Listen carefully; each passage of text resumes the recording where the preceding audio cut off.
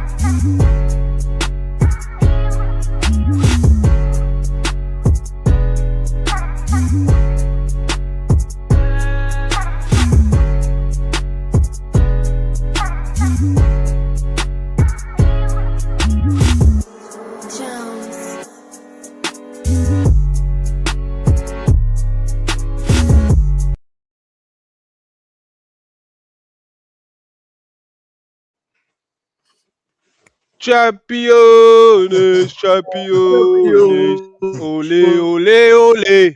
Champions, champions, ole, ole, ole. James Cook, join in. Champions, champions. Vamos! Ole, ole, ole. Come on, vamos! Vamos! Fire! All of that good stuff now. I see beauty. I see beauty. Yeah, I see fire. beauty. Of your overriding emotions just now, is there any worry, anxiety, or is it more Fire. I'm on fire. That's it. Nothing else. I'm dreaming so much. I've done so much, to be in this position because I know how this club it was. I've done so much against anything that this is beauty. I just see beauty, opportunity, and I want to get it done for all these people that they've been in this journey with us. And because they deserve it, because it's been unbelievable. That's what is driving me every single day. I have zero fear. Fear I had when, if we don't get this done, this club, I don't know where it's going. That was fear. Now, there's no fear. No fear, mate. Zero fear. Against Sunderland. That league, I'm telling you, and I've said it all season, and I went early, I went at the beginning of the season, right? It's done, right? It is done. We are winning this Premier League this season. Facts. I have not seen an Arsenal team perform week in, week out like this. We've lost 3 games all season. Yeah, 3 games. In all competitions, not just the Premier League. You see what happens with everyone saying, this football, you want to go and press teams. See what Man City did against Real Madrid the other night. Got the nerve. People say we're bottle jobs. That's a bottle job. That is grinding a result out, right? And at the end, that's taking an absolute liberty when you football. Currently, we're 10 points clear. City, listen, they're going to play, even if City win their game. All we've got to do is win 5 games. 5 games. And you're telling me that this Arsenal team here ain't capable of winning 5 games out of the 8 left? Oh, sorry, 7, I think. 7. Yeah? Well, they're not capable of doing it. No, go on, Robbie. What do you think? Do you think they will? Yeah, I think we will do. You've watched football for a long time, right? You've watched a lot of Arsenal teams. How good do you think this Arsenal team is? No, I think this is one of the best teams I've seen for a long time. I think the point that you make is so true. Like, it's not. We've done all that, innit? We've done blistering football. That people talk to me like I ain't seen this, right? I have seen this. Like we will draw 2 of them, and we'll probably lose 1. That's it. But that will be enough to. When I look at this City team, so no one's talking. Even I have just mentioned them throwing that lead away to Tottenham, right? No I think Leeds get something. This I'll tell you what, Man City are playing teams that are fighting for their lives, right? Trust me. So are we though, but hopefully by then they should have been gone. Because our last 4. Our last 4 are lovely though, man. Any easy games in the Premier League. Our last 4 are lovely. Our last 4 are lovely if they're all relegated or the relegation's done. Otherwise, it's not right. We lost the League Cup final to Birmingham City. You got relegated. We can't talk about it. You've got to let this go. You've got to let go, man. No. Martin's not even play football anymore, big man. You've got to let it go. Boys, let me read this one out, because AFC Always, If the name wasn't AFC Always, would you think this is an Arsenal fan? The only reason we're in the Prem, where we are in the Prem, is because Liverpool fell off a cliff. I'm shocked. He's right. Well, listen, for me, that's something that a rival fan would say. He's right. No, it's not. Okay, Ryan. To belittle where we are. That's going to be. By the way, I spoke to Mikel Arteta, AFC Always. He said he is going to allow you to go to the parade. So, yeah. I spoke to Mikel. Mikel said it's all right. Yeah. Just a quick question. Everyone's saying that because people have fell off and so on and so forth. I'm all for it. I can hear it. Match week 28 last season. Who was top of the league? How many points? Paul, what was it? No, it's Liverpool. Liverpool, I think. Liverpool were top. 3. It was Liverpool by 5, and there was no game in hand. It's the same where we are now, but because it's us, you're all wobbling. Relax. No, but I said the same. No, I did say the same thing last. This is what I'm trying to say. I'm not. No, Liverpool must be more. But one thing I was skeptical about was the fact that There he is. lost in the final. only in second-year management, but lost to Newcastle, lost to Liverpool without scoring as well. So I was very nervous today. It's a big game today to make that final. Like Lee said, you don't see league judges like that often. He knows it's massive for us to even make a final. Now there's a huge chance we can win that first trophy. This is massive. And like you said, this is why we come to the Emirates Stadium. This is why we love football. And this Arsenal team, once this one trophy comes, I'll take you back to Man City. When they won the FA Cup with Yaya Toure scoring against Stoke in like 2011 or whenever it was, and they went on to win more and more. And this is going to be our springboard to win trophy after trophy. Because this Arsenal team, another thing, I've said it, this Arsenal team could go down as the greatest Arsenal team. People say, oh, you're disrespecting the Invincibles and whoever. Listen, the last time we won back-to-back titles was in the 1930s. This team can win back-to-back titles, Champions Leagues, you name it, we can do it. And it all starts with the Carabao Cup, March 22nd. See you there. Listen, see you there. Man City or Newcastle, beware, because we're coming for that trophy. Right, let me tell you now, right, there's a couple of things that I've said that people have been calling me deluded for. Not positive, Dan, deluded, Dan. One, we can win the quad. That's one step to the quad, my guys, yeah? Right? Easy, one step. easy. No, easy. But another thing I've said recently... No, I mean, take it easy. Yeah, no, I'm taking it easy. I'm taking it easy, bro. But listen, trust me, yeah? Once we get to that final, now the media's going to start throwing that pressure on us, you know? Today, you know me, I'm positive, Dan. I was ready to start saying maybe Ryan's right. Honestly, bro, honestly, the difference I was like, I'm so positive, and I was sitting next to an older guy, he's 50, he went, Dan, we'll get the goal. I was like, if we don't, there's going to be, honestly, there's going to be serious questions, but we did get a goal. I thought the whole team, they were playing like champions. You watched the champions today. All you rivals, yeah? You watched the champions play today, right? And listen, we were probing and probing, we tried everything, we kept going, right? Title, and I hear it. You've been scarred before. This is what the guy who I do the show with, Dan, always says to me. Oh, I've been scarred before. He won't say the words. He will not say Arsenal are going to win the league, even though I know he thinks we're going to win the league. So what the question I now say to them is, if you had a £3 million from a bookies, just a £3 million bet, and you could put it on Arsenal, City, or Liverpool, and whoever you put it on, they're all the same price, you get double back. And he said City, but I know he thinks that Arsenal's going to win the Premier League, yeah. But it's a coping mechanism. It's concerning. Now listen, I don't think it will affect the Premier League. I really don't. I think, listen, the Bournemouth game is bigger than this, way bigger. We've got to go and beat Bournemouth. The only thing is, stop talking nonsense, man. This is a cup final, it's a trophy. What are you talking about? If we beat Bournemouth, stop. You start with this Kepa stuff. Let's just talk about the way we played today. Yeah? It was negative, nasty. That's what it was today. Yeah, a cup final performance, not good enough. Always the bridesmaid, never the bride. Now I said before the game as well, this won't be the nail in the coffin for the Premier League and other trophies, even if we lose. But right now, the way we've lost that game, I'm not feeling positive no more, Dan. I'll be honest. Yeah. By 10 points. There you go. Thank you. You win the league by 10 points. Almost bothered. You win the league by 10 points, and you'll get to the Champions League final. It's 50-50. You've had a good season. There you go. Listen. Dan. 2004. What happened? We went out to Man United. 2004 for. We went out to Man United. Let's talk about Chelsea. Let's talk about today. Let's hope that this performance and this loss galvanizes the squad and give us that fire in the belly. A wounded animal's dangerous, so I always say that, innit? Hopefully it will. But right now, how I'm feeling right now, I just don't know. Are you on the boat? Yeah, listen, are you on the boat? I've always been on the boat. If you ain't on the boat, you can go now. Listen. Listen. I've always been on the boat. Listen, I've always been on the boat. See, before the game. If you ain't on the boat. Before the game, I lost myself once again. I said 2-1, Man City ain't the same team. Pep Guardiola, you was talking about the teacher and the pupil takes over. Egg on the face. That's what I said. You know what, it hurts 22 years of pain, and I'm hoping. Listen, they won the battle. Are they going to win the war? I don't know that. I don't know that. It's all about the Premier League trophy. Okay, it's about the Premier League trophy. But today, I'm in a dark place. Everyone's in a dark place. Let's just hope that this isn't going to be the start of a collapse, the start of a crumble, Cecil. Do you understand? Yeah? The bottlers. I don't want it to be that. I just hope and pray that we can pick ourselves up from here and we can really go and win the Premier League, win the Champions League. But I just don't know more of Cecil. I'll be honest with you, man. I know. We'll be Premier League champions 2005-26. And City, April 18th, we're coming for you. There you go, man. You've been calling it all season. Come on. Positive Dan. Even James, man, at one point you was wobbling, but then you went over to the positive side. You was in Dan's corner, backing him up, getting on to me, shouting at me, James. You know what I'm saying? What's the man saying, man? No. But listen. He built the house. Has he put the roof on now or what? No, he's put the roof on. If you don't know, I've been saying it all season. He's the man that put the bricks up. He can't get the roof on. He's got the roof on now, man. Shout out Super Mikel Arteta. Sir Mikel Arteta. Do you understand? Yeah. I don't want to start on this. I hear a lot of man that's been coming out. You know, I wasn't one of these extremes shouting at the rooftops Arteta out. You understand? I had my doubts. One sec, James. But yeah, they said you can't say nothing now because he's done it now. I want to see what you're saying. Well, Mikel Arteta himself said, you need to expect better. Yeah? He said that he's his biggest critic. Yeah? So I was going by what the manager was also saying. Yeah, raise the standards, all of that. Yeah, I expect better and I want better. So I'm sure that Mikel at home can understand why some fans at home have been calling for his head. He gets it. Because he's the man that came out and said, listen, you need to expect better. This is not good enough. And it wasn't good enough. Yeah. Now he's got it over the line. It's one of those moments where a man was digging for gold. The gold was right there and he turned away with his spade. Do you understand? And we got the treasure, man. Yeah. And it's beauty. I see beauty. Yeah. I see beauty. Yeah. That's what I see, man. Quick thing before Hugo comes in, right? Right. I've been getting stops all over London, right? And the first thing By they who? say Men to or me, women? Women. It's always a big black guy.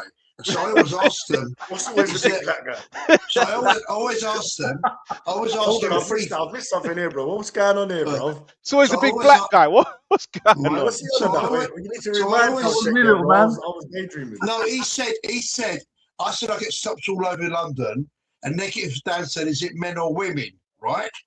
And I said, "It's always a big black guy," and he always says, "I think because you represent because you know I'm the most political one on the channel. Robbie knows this. We chatted about this, me and Robbie on that night when we won it, right?" And I said to him, "The only black man on this channel is me, right?"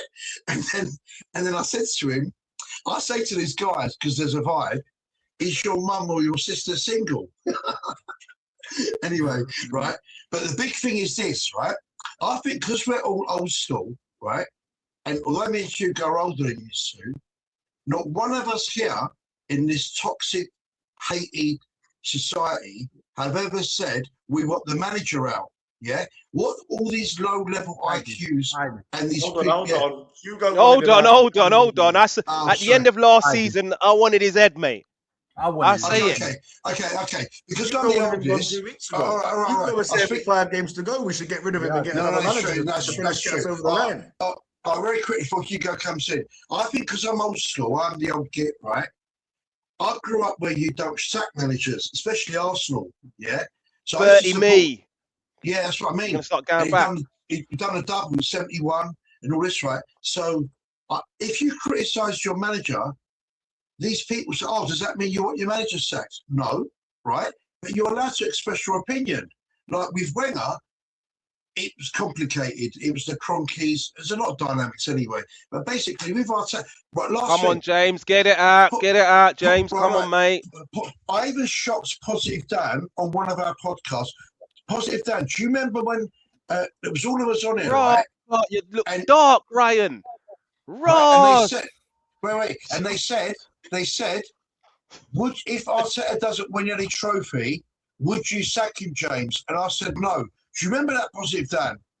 Yeah, of course I do. Yeah, I said even if he doesn't, you said No way, Ryan's he's thinking about another manager. I said I shocked all of you. Even if we don't win a trophy, I will keep him because for me, he's going in the right direction. There you go. Hugo, my guy, how you feeling, man? You've been positive, you've been negative, you've been King Arteta, you've been Arteta out, you've been screaming, you've been upset this season, you haven't believed. We've got it over the line, Hugo, man. I don't know how you're feeling. I was down there on Tuesday, I was down there on Sunday, and it was scenes on scenes on scenes, man. Do you understand? Talk to me, my brother. My bro, first of all, Positive Dan, big up yourself. I apologize because me and him, we had chats off camera. I said, bro, how can you believe this manager? You're deluded, this, that, the other. Man, in the comments calling you shameless, bro. Bro, shameless. I'm fully shameless. I will take the shameless title. You give me King Shameless right now. I am that shameless guy.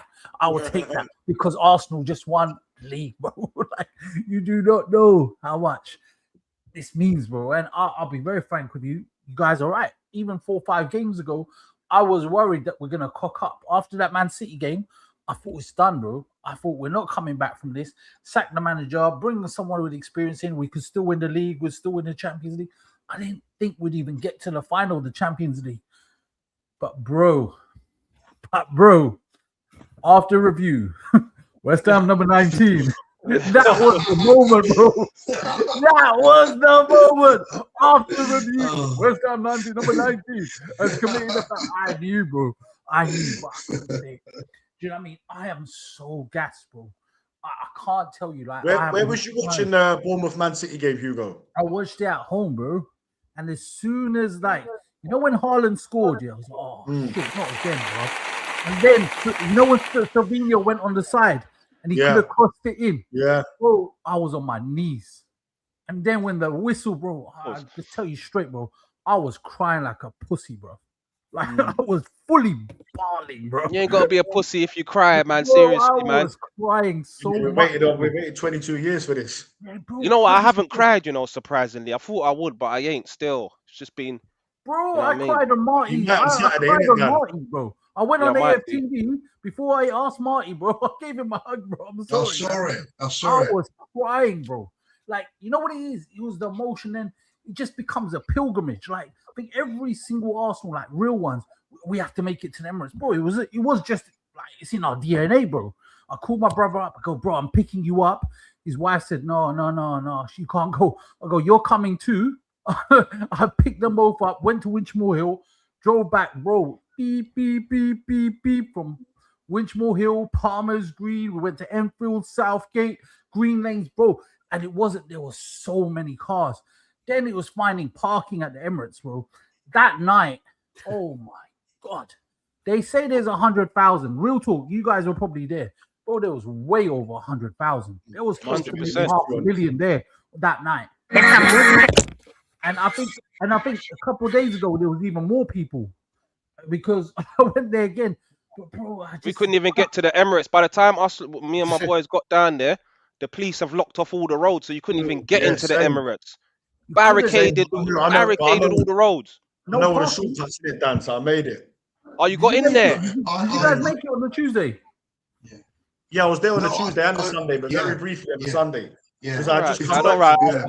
James was with Ian Wright, bro. James was with Ian Wright, bro. Yeah. Before Ryan comes in, why didn't you get a picture of Ian Wright, James? I'm disappointed in you, No, listen. I'm listening, James. Right. 2 minutes before the game ended, I thought I'd box us, right? Because I text Robbie and I text Marty and said, am I meeting you at the Tony Adams statue, right? I didn't know it was going to be 100,000, right? And then fucking Haaland fucking scored positive. I think, oh shit, Robbie's going to kill me, and Marty, right? So then I go and make my way down to from my yard at the Arsenal Museum down to the steps, and I see about 40,000. I see Adam, the young Arsene Wenger lookalike, and he goes, he had it live, right? And on his phone, and he goes, what do you think? And I started crying, right? I don't know if that's on there still, right? Then I see Robbie. Robbie's calling me at the front. Mate, I thought Princess Diana was famous when she was alive. They ain't got nothing on Robbie. Anyway, as I'm standing next to Robbie, right? I'm standing next to Robbie, and I'm protecting him, right? Because I know there's haters out there, and there was an incident. I'll tell you later. It's flipping rednecks. Anyway, right? Yes, and then I go to Robbie, look, you see that man with the tea cozy woolly hat, he said? I think that's Ian Wright. Now, I've never met Ian Wright, and me and my dad used to watch him from when he started at Arsenal and when he was at Crystal Palace, right? Yeah. And then before that second that's gone viral, and Ian Wright jumps on Robbie, he turns around and says, all right, James? So that's why I said, yeah. So Ty said, he knows you because of your content, because you always mention all these players, Rocastle, Merson, Ian Wright, and all these people. He knows you. You must have started crying then, James. You must have had a moment then. No. I thought you saying that's just normal stuff for you, innit, James, innit? You're that guy, innit? Wait. Black guys go up to him, bro. Black guys go up to him. You're right. You're so bad, Daniel. I don't get you, right? No, listen. What happens? Hey, listen, guys, come. I want to move on because with Ryan's here, so let's yeah, Ryan's here. We can't, James. We can't keep going off on the tangent, my friend. You understand? You just last thing. I'm on the start of last week. I'm on the start of Match of the Day. Right, my dad watched Match of the Day. He came to England when he was 19 years old in the early 70s and watched Match of the Day every week. He died a year ago. He would have seen his son on Match of the Day with Ian Wright and Robbie Lyle. There you go. Big up, all of that. Ryan, I'll let you address Ryan, Dan, because I know you're waiting for it. Ryan, we've just got one question, bro. You know what the question is, my bro. Yeah. Was it sustainable? Was it sustainable? It's unsustainable. Was it sustainable? Let me just say, the amount of people that asked me that question at the parade, our mini parades, I could not get away from it, man. Big up the people though, like so much love. Even the people, whether they're Arteta now, positive, negative, realist, whatever it is, man. Bare people showed love, and you know what it is, yeah. It don't matter what it is, like whatever our opinions, right? You know the love was there. That was not Tuesday night. I lost my voice. Like, it's gone. Was out there. I had to upload, and I don't even upload like that. You know, I'm not really that content creator and that, but I was like, nah, these are scenes, blood. Man was so happy, bro. But yeah, man, was it sustainable? In another season, it wouldn't have been sustainable, if I'm being honest. But like, no, I'm not trying to get into that. I'm just saying, look, I'm happy got it over the line. I'm not taking that away, but you know, it doesn't take away the fact that, you know, even in previous seasons that we didn't get it over the line, we were better. And we finished on higher points. I'm not asking you about previous seasons. Ryan, man. Ryan, bro. Let's be positive, man. And tell us now. No, it's not about being positive. It's about being level-headed and realist. I'm happy. Was it sustainable? Was it sustainable? There's only one answer. That doesn't There's only one answer, Ryan. There's only one. Why can't you say it? Why can't you say it? Why can't you say it? What's wrong with you? It don't take away the premise of the argument, but sorry, I'm an intellectual person with this stuff, so we're not gonna do that. If man's got the Premier League, Ryan, it was evidently it was sustainable, bro. You kept saying your premise and your reasoning behind saying that it wasn't sustainable is that you're not sure if it's sustainable because you didn't know if we were gonna get off over the line. Now that we've got it over the line, you've got to say that it was sustainable. No, obviously it was sustainable. 2 + 2 equals 4. 2 + 2 equals 4. Yeah, but nothing. My brother, life ain't black and white. There's grey areas to everything. This is, bro. We were sustainable. We won the league. Jurgen Klopp on 7. Ryan, you play in the season that you play, and you don't play in previous seasons. No, I'm not trying to. I'm not trying to dampen. And Tyrell, you've got apologies for Arteta as well. I'm coming for all of you guys. No, ain't even that. Look, I'm probably happier than you guys in that sense. Trust me, believe me, because I didn't believe this would happen. So like, this is mad. Like, I was 14 the last time I see the Premier League title, bro. I was out at the parade. Yeah. Now, like, when I come out, bro, the feelings are like, I don't even need to describe this to you, man. But that feeling, bro, of like some of these men ain't never seen a league title. But for us, the suffering, 9 years without a trophy, then he went 3 years without a trophy, and then it's 6 years without a trophy, and it's only FA Cups. Bro, I'm feeling it. Like, I am gassed. Like, look, so Ryan, what you're trying to say to me is, wait, there's a form there. There's a form there to sign, lads. Yeah. Hugo and Ryan, sign the form. Let me sign it. Sign it right now. I'm signing it, bro. Champione! Hey, Dan, where's Jez? Where's Jez? I don't know, bro. He's bottled it, isn't he? Swear he's down. bottled it. I don't know why you man are chatting to me when you got man like he's bottled it. He's saving the £1,000 up. I think Jez is bottled. Well, I'm going to play the video anyway that we've. I said that to you. We've got some material. And I'll stand by what I said. Right? If he wins the Premier League, I want him gone. It's not enough after what I've seen now. Right? And that was when we lost the League Cup. Now we're out the FA Cup. He switched up on that a week later, by the way, but go on. This guy's a clown. But the thing is, you know,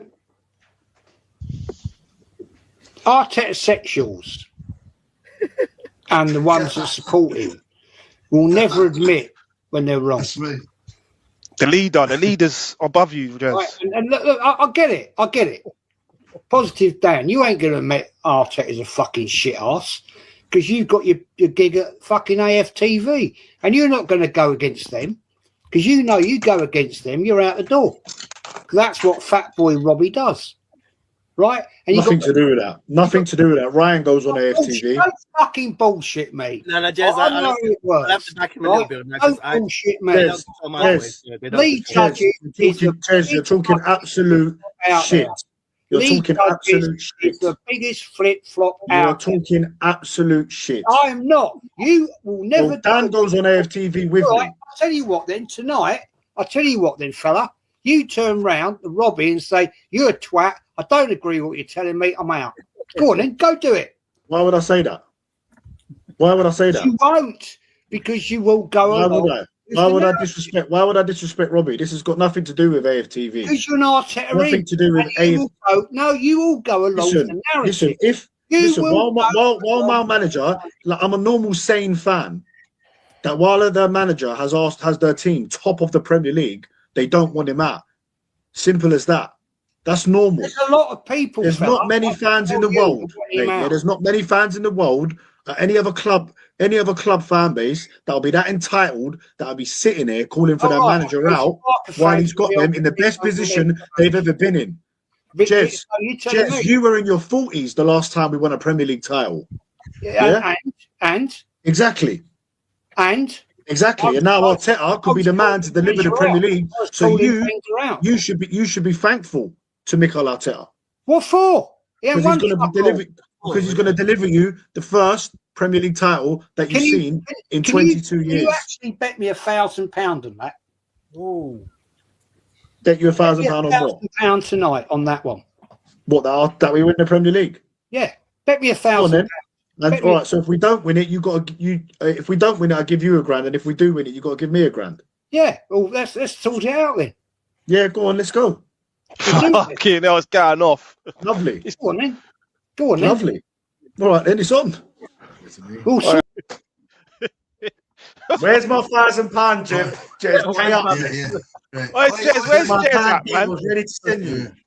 Pay your bill. Pay your bill. Jez, you told me you got acres. You told me I live in a little box room. You've got acres of land in France, and you're asking me if I've got a Rolex. Have I got a Philip Patek? Listen, mate. I need the money, mate. 42 acres. 42 acres of land. Where's the readies? Where's the readies? That's like £1,000 like a penny to Jez, mate. He's a penny to Jez. I can't get yours there. I'm going to send it to you on Instagram. Guys, just on that, there was an incident where just before me and Robbie bumped into Ian Wright. You're still banging on about that, James. Listen. I want to hear it. James, where we're on this road and you start taking A and B, you start going left and right, James. No. This related to what the clip you just played. This tall white guy with a beer in his hand came up to Robbie, and I couldn't hear what they were saying, right? And I could see that Robbie's face became concerned, right? So I've got in the middle, both bigger than me. I said, what did he say to you? He goes, James, you can't make money now because they won. I went, Robbie, leave it. He went, all right then. Then I looked round to the geezer, and there's fucking 3 of them. And then Cecil had to come and back me up. Then this light-skinned guy's their mate.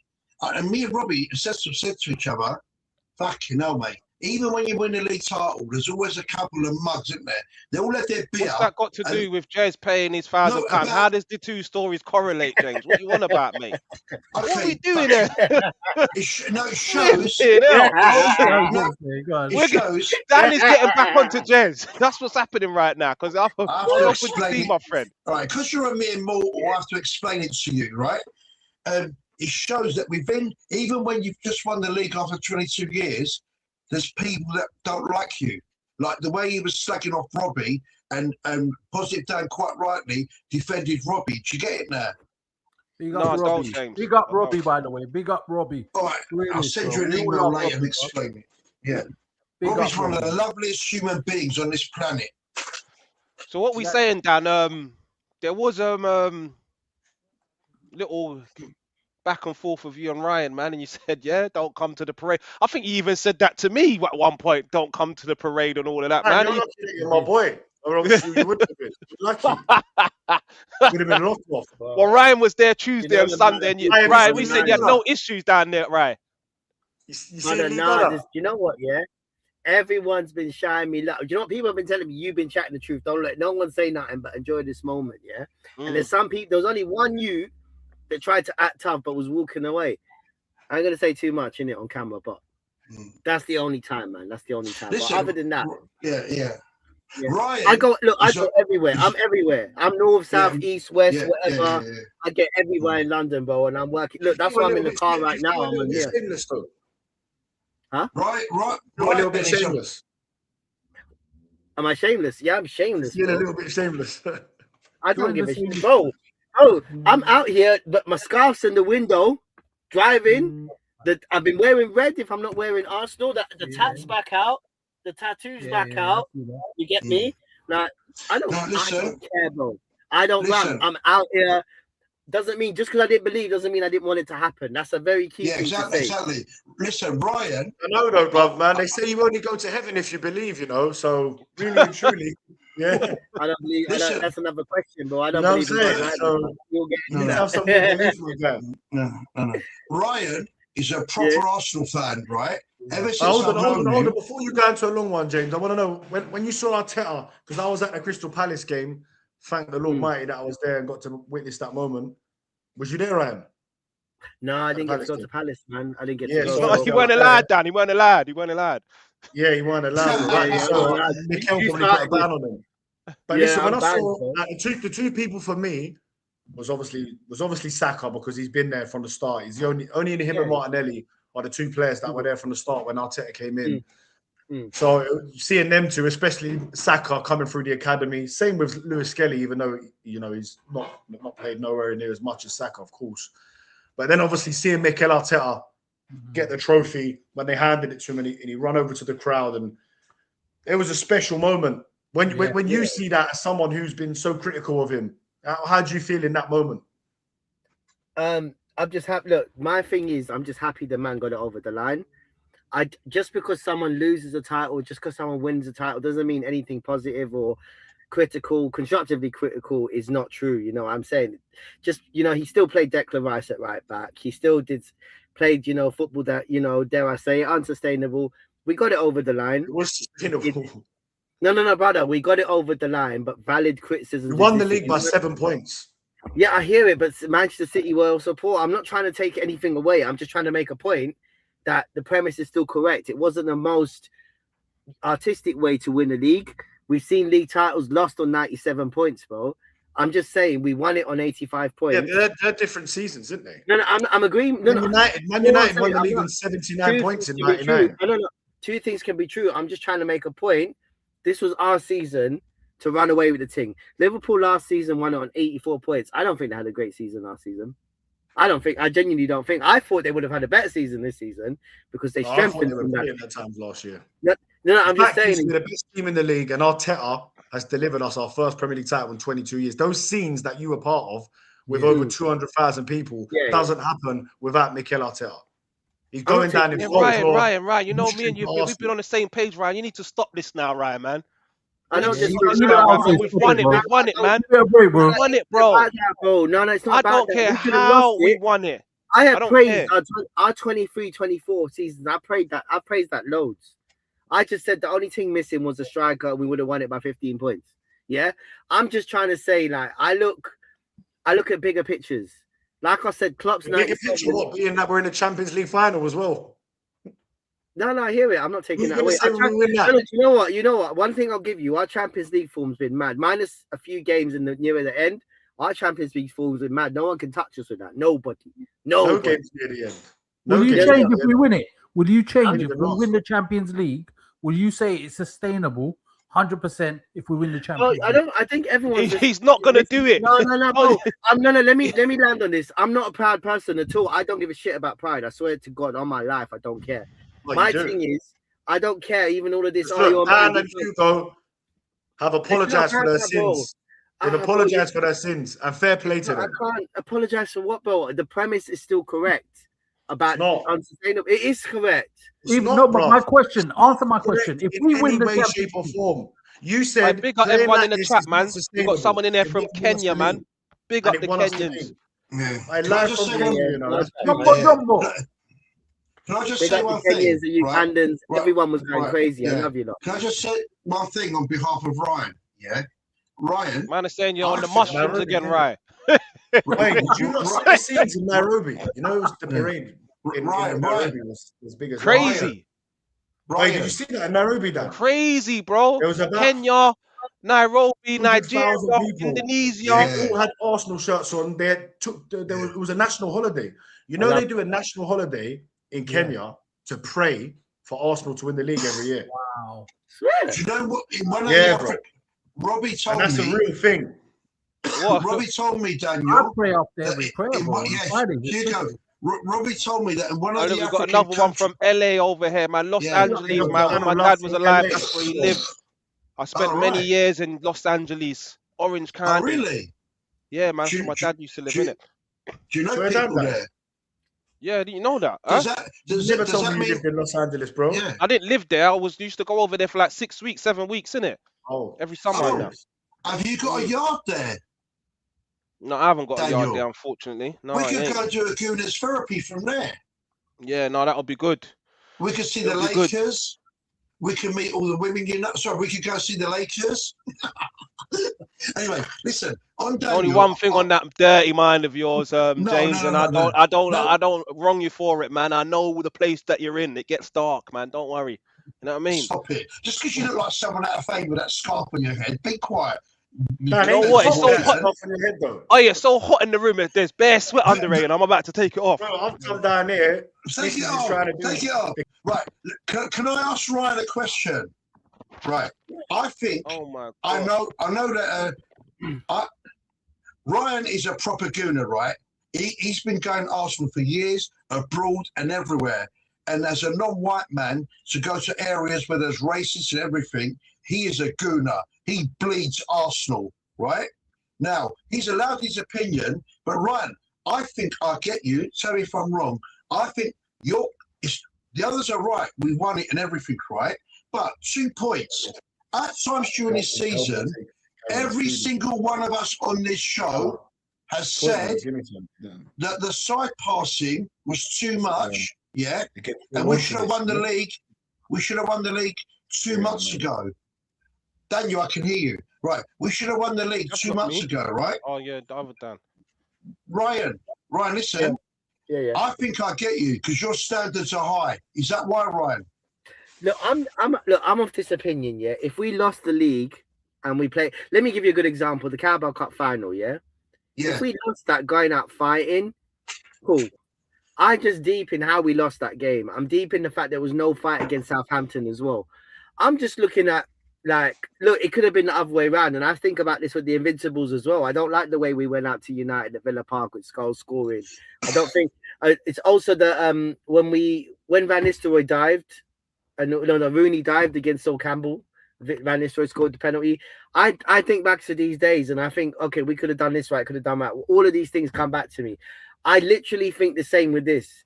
Just because we've managed to win this league, it's the same with the some of the FA Cups as well. The Europa League final with Emery, I thought we actually overachieved considering he never actually got financially backed.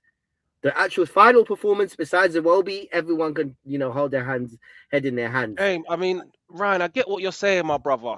And I know, like you said, innit, you analyze things and you articulate yourself well and all that. But at the end of the day, it was sustainable, Ryan. It was sustainable, bro. I'm telling you, it was sustainable because we won the Premier League. Not after 2 years, not after 3 years, after 22 years. Daniel, yeah. Where Ryan's right, you shouldn't have gone down to this. We should have won this 2 months ago. It doesn't matter. It doesn't matter now. It's been proven. Whichever way, even though it was not great, even though we should have wrapped it up time ago, it's been proven that this brand of football that wasn't great all season, we'll be honest, that was frustrating to watch at times, very boring. This brand of football has turned out to be sustainable. No, it has. My thing is, it's not the most practical way to win it. We won it, cool, but we cannot continue like this. And in another season where teams are doing better, bro, Leicester won it on 81 points in 2016. Like, the league was not great. But I'm not taking anything away from Leicester because, boom, like, that was a mad thing. They were meant to be relegated.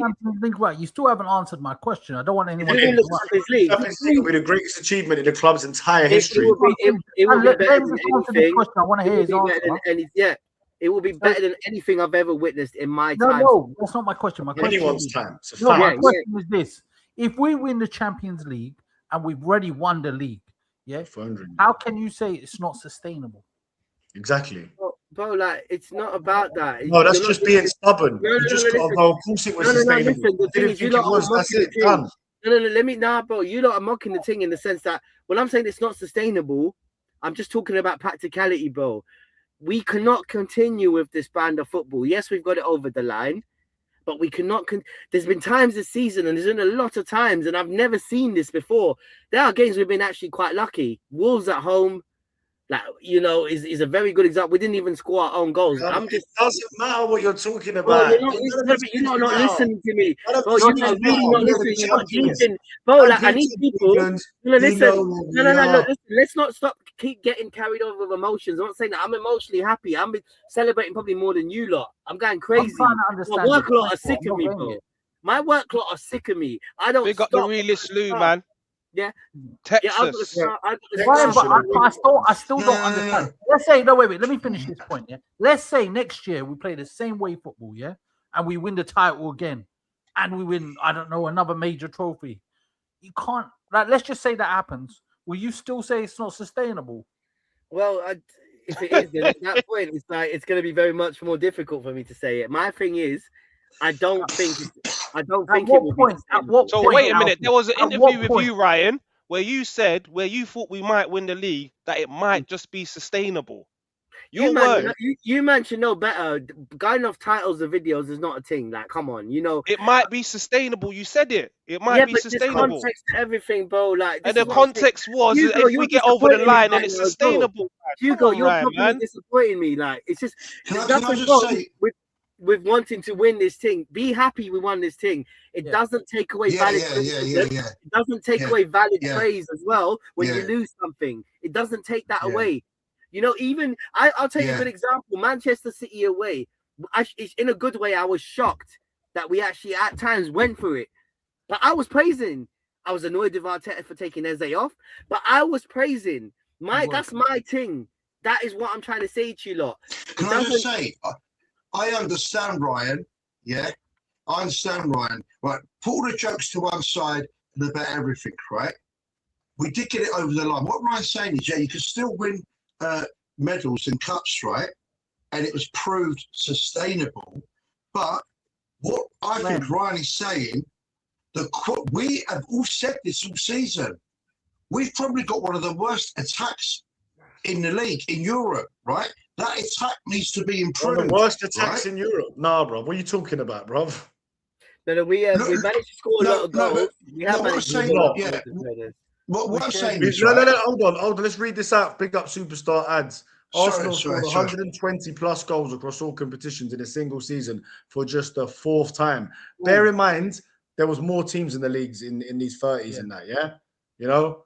And the only other times was obviously Arteta as well. Don't you think we could be better? We've conceded the least. We've got the best goal difference. We've won the most games. We are Premier League champions. It was more than sustainable. It was beauty. It is something special. Arteta has come into this club. He came into this club, which was an absolute mess. If you ain't seen the documentary, go and watch it. Ripped it up, started it all again. Yeah. The guy got a Premier League and said, "We're not." Have you seen it? And he said, "We're not lining it up until we win it." Right? He bought players on character. Firstly, wanted their characters to be right. He, in his first interview, I want to connect with the fans, energy, all of that. I knew that this guy was. I said it. He'll be a generational manager. He'll be one of the greatest managers of all time, and he will be. He'll be the first manager in our history to win back-to-back Premier League titles, guaranteed. There's no one coming. No one's going to come close to us next Champions season. League, Dan. Listen, we got if we can't win that Champions League, that will be the greatest moment in the club's history. Simple as that. Definitely. It's going to go with the Premier League, and we're up against the best team in Europe. So there'd be no better way to do it. Look, imagine that. Imagine beating Pep Guardiola, the greatest manager of all time, in my opinion. If and not, retiring him, retiring him. Beat him for a Premier League title in a title race. So it's not like Man City would just wait. They were fighting for us until the last week of the season. To beat him, right? Man City team with the best striker in the world, with some of the best players in the world, with the best manager, and you know they went and spent how much money in January. We're going to come away from that now. We're going to go. Let me finish. Let me land. To do that, and then if he goes and beats Enrique, who apart from Pep right now, active manager, there's no. He's the next best manager. I'll answer this one question. James, I'm talking, bro. Please. Sorry. After Pep, we can all agree the next best manager is Enrique, right? So he's already beat Pep to the Premier League, the greatest league in the world, by the way, right? Which I think was more competitive than ever this season. Because you've got teams like Bournemouth, teams like Sunderland, these teams that can take points off anyone. They took points off Arsenal. Bournemouth beat Arsenal. They drew with City. Sunderland beating Chelsea, beating Arsenal, drawing with Arsenal, drawing with City. You know, it's very competitive, this league. Very, very competitive. The years of 97, 98 points, Man City, Liverpool beat everyone. It was not competitive like that. The other teams were not good enough. Teams like Bournemouth now are spending 100 million. Sunderland spent 150 million. That's true. The league is so competitive. Hey, Dan, you know what? Now that you're saying that, you're right. Go on, Dan. No, and what you're saying about it's not sustainable. It hasn't been sustainable for no one else in the league as well. There you go. No one's been able to find the form, and that is because of the quality of the league. When we're coming up against these teams, now we've won it. I can just talk the truth now. When we're coming up against these teams and they're just putting 50 man behind the ball, that's not easy to break down. No, it's not easy to break down. They're organized. They've been doing drills for 2-3 weeks. Do you understand? Come on, it's not easy, man. Can I add something to that as well? Because just let me finish. If he does go and beat Enrique, right, and win that Champions League, that is monumental. Yeah. Like, I don't think you could. I don't think nothing could top Tuesday night because of the moment how it happened, and it's 22 years, and we've had that euphoria. But I don't know, man. Saturday, if we win the Champions League. Can I just add to your point as well? Because you said this early in the season, positive, Dan. Yeah. And I reflected on this bit, and I thought, am I just being stubborn because of what I believe, or is it generally this is what I believe? So you said I always said, this is the rival fans thing. Oh, it's a crap season. Liverpool aren't the same. Chelsea aren't the same, which is fair enough. But then the opposite side for that is the league has got tougher, and this is what Declan Rice said. He says every team has got 3 or 4 really good quality players that can change the game. The other thing is, with financial fair play, the league is closed. So anyone can literally beat anyone, bro. Even like the Wolves. So now the league is finished. We can say, actually, this was a monumental achievement. It was a really, really tough league. We saw with Bournemouth. We saw even Wolves taking points. We saw Burnley. So it's actually an incredible league victory. I know other fans are going to belittle it, or Liverpool weren't the same. Liverpool were good, but they weren't. Liverpool just spent 500 million. So 100%, bro. You know what I mean? This is the thing, and this is why I'll say to Ryan. I would say to Ryan, maybe you're mixing up being boring. Well, this is what my point was the whole season. Thought it was boring, and I was worried that because it's boring, it's not going to get us over the line. It's going to be a terrible season. It was boring, but boring Arsenal, bro. If we win it every year like that, I don't give a flying fuck, bro. Honestly, I do not give a shit. If we win the Champions League with a 1-0 victory on penalty, Gabriel set piece. That's what we're looking Gabriel for. Set piece. Who cares, bro? I actually want to see this brand of football next season as well. I know some people, obviously not you, Ryan. I know you're not a big content creator, but I know there's other channels. Like, you know, those Arsenal channels that go around, they just need content. So anything negative, they'll just pump out. Oh, yeah, this, that. I know Ryan's not like that, by the way. But there are channels like that. Oh, yeah, look at this boring. Who cares, bro? If we win it like this next season, the season after, and I agree with Positive Dan, bro. I actually think that this could be the start of a legacy. Now Pep's gone, bro. A dynasty, as Marty would say. It's going to be a dynasty. That's what I consider dynasty. On next season, I do think we'll naturally. Hey, Dan, it's not me. I didn't mute you, James. Do you want me to unmute him, Dan? I didn't mute him either. I didn't mute him. It was too negative. Don't try negative. Listen, Denzel. Shut up, Diesel. Right? Listen. Hey, James, should I be honest with you? I don't like that you've got notes at your house, that you're walking around at home and you're looking down on your table and you can see that you've written out negative down, unmute me, and you're seeing that all day, every day, and you're building up this hate for me, man. It's not personal, my guy. You understand? It's not personal. Sometimes, James, you don't know how to stop, James. You can't stop, so I've got to stop you. I share a room with Namweri at Marseille. That's how much you put me in the sin bin, right? Right? James, I've got a question. Let me give you a question, James. Let's not go on a tangent, James. Let me ask you a question. Put James, it you've down. got 60 seconds. All right, put it down. Are you paying attention? Yeah, go on, mate. Right. There's a question. Well, I can see Ryan's point, right? Don't you think we made it hard for ourselves at times? The football was too much side passing. You and Hugo said it as well, and you, Negative Dan. So don't all get on Ryan's back. My guy, James. My guy. James That's just my likes point. to defend whoever's like, I don't know what's going He on. loves there, it. bro. He loves to fight, innit? Ryan pays me more money. I'm Ryan's lawyer. Yeah, look, Ryan's wrong. He knows he is. That's it. It was sustainable. What was I wrong about, Jonathan? What was I wrong about? Like, You was wrong because you said it wasn't sustainable, as in it wasn't sustainable. Right, to win a Dan, league all right, title. let me ask you this, yeah? You've won Let a me league ask you title. this. Look, You don't football get fans that. are largely emotional people. I'm just trying to break it down into logic and reason here. It's not the most practical way to win the title. We lost the title on 89 points. That was a very good loss. It wasn't, obviously, we don't want to lose. But, you know, there was context to that. If we signed That's the why I knew striker... we'd win it. That's why I knew we'd win it, because all this talk about mental strength and having to have this and having to be able to do this and do that, bruv, one decision can go another way and can change it. When you're up there fighting, listen, one of the greatest sayings is you do not win without failing. Simple as that. I agree no with one that. just I'm not becomes saying- a winner. I You have know. to fail to win. Go and watch the Michael Jordan documentary. Yeah, All them yeah. That's what made him Oi, win. oi, And, Daniel, and on those losses and going close, no team, the only team that's ever done it is Leicester. It was just a miracle that just won the league out of nowhere, and they fell off straight after that. Right? Yeah. Daniel, And just now on they're in that, League very- One. very- Hold on. very quick. I'm just saying, this Arsenal team, so it happened under Wenger as well. We finished second 3 times in a row, and then we finished first. And you have to fail in life to win, and that's exactly what happened. And this season, we have been the best team.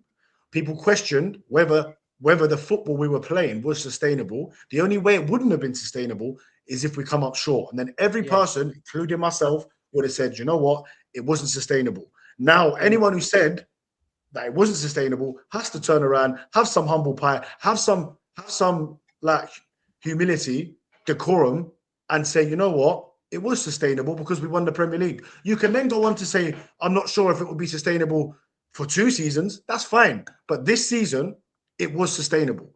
The fact you can't admit that, for me, is concerning. Right. Listen, right.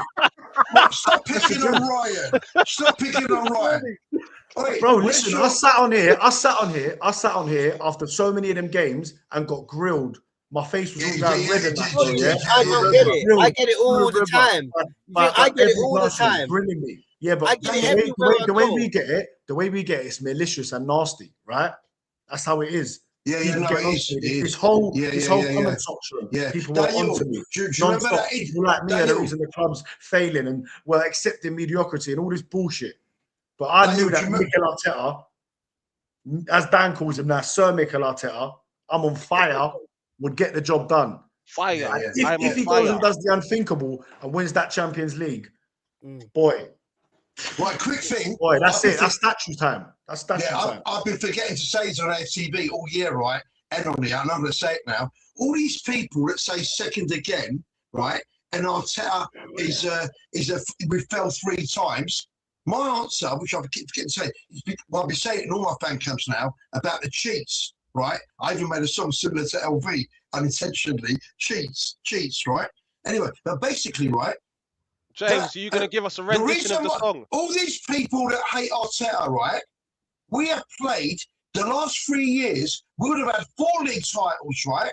Because we are playing. I don't respect Man City or Pep. You can, Daniel. It's a democracy, free world. I think Man City are an abomination in the history of football. I hope they get relegated and exterminated and thrown in the bin. I've got a question for the panel. Man, you read some comments as well, bro. Yeah, I'll read some comments. And the question's going to be, you get involved in the chat as well. What was your favourite moment of this season? Obviously, we can say it was winning it. Apart from getting it over the line, winning it, what was your favourite moment of the season? I'll go first, Dan. Mine was when we beat Everton 2-0. You know, that was probably, in my opinion, my best fan cam on AFTV after the way I came out of the stadium. there's a video, you can see it on my Instagram, Positive Dan, where it's got like, it went viral in the pub after.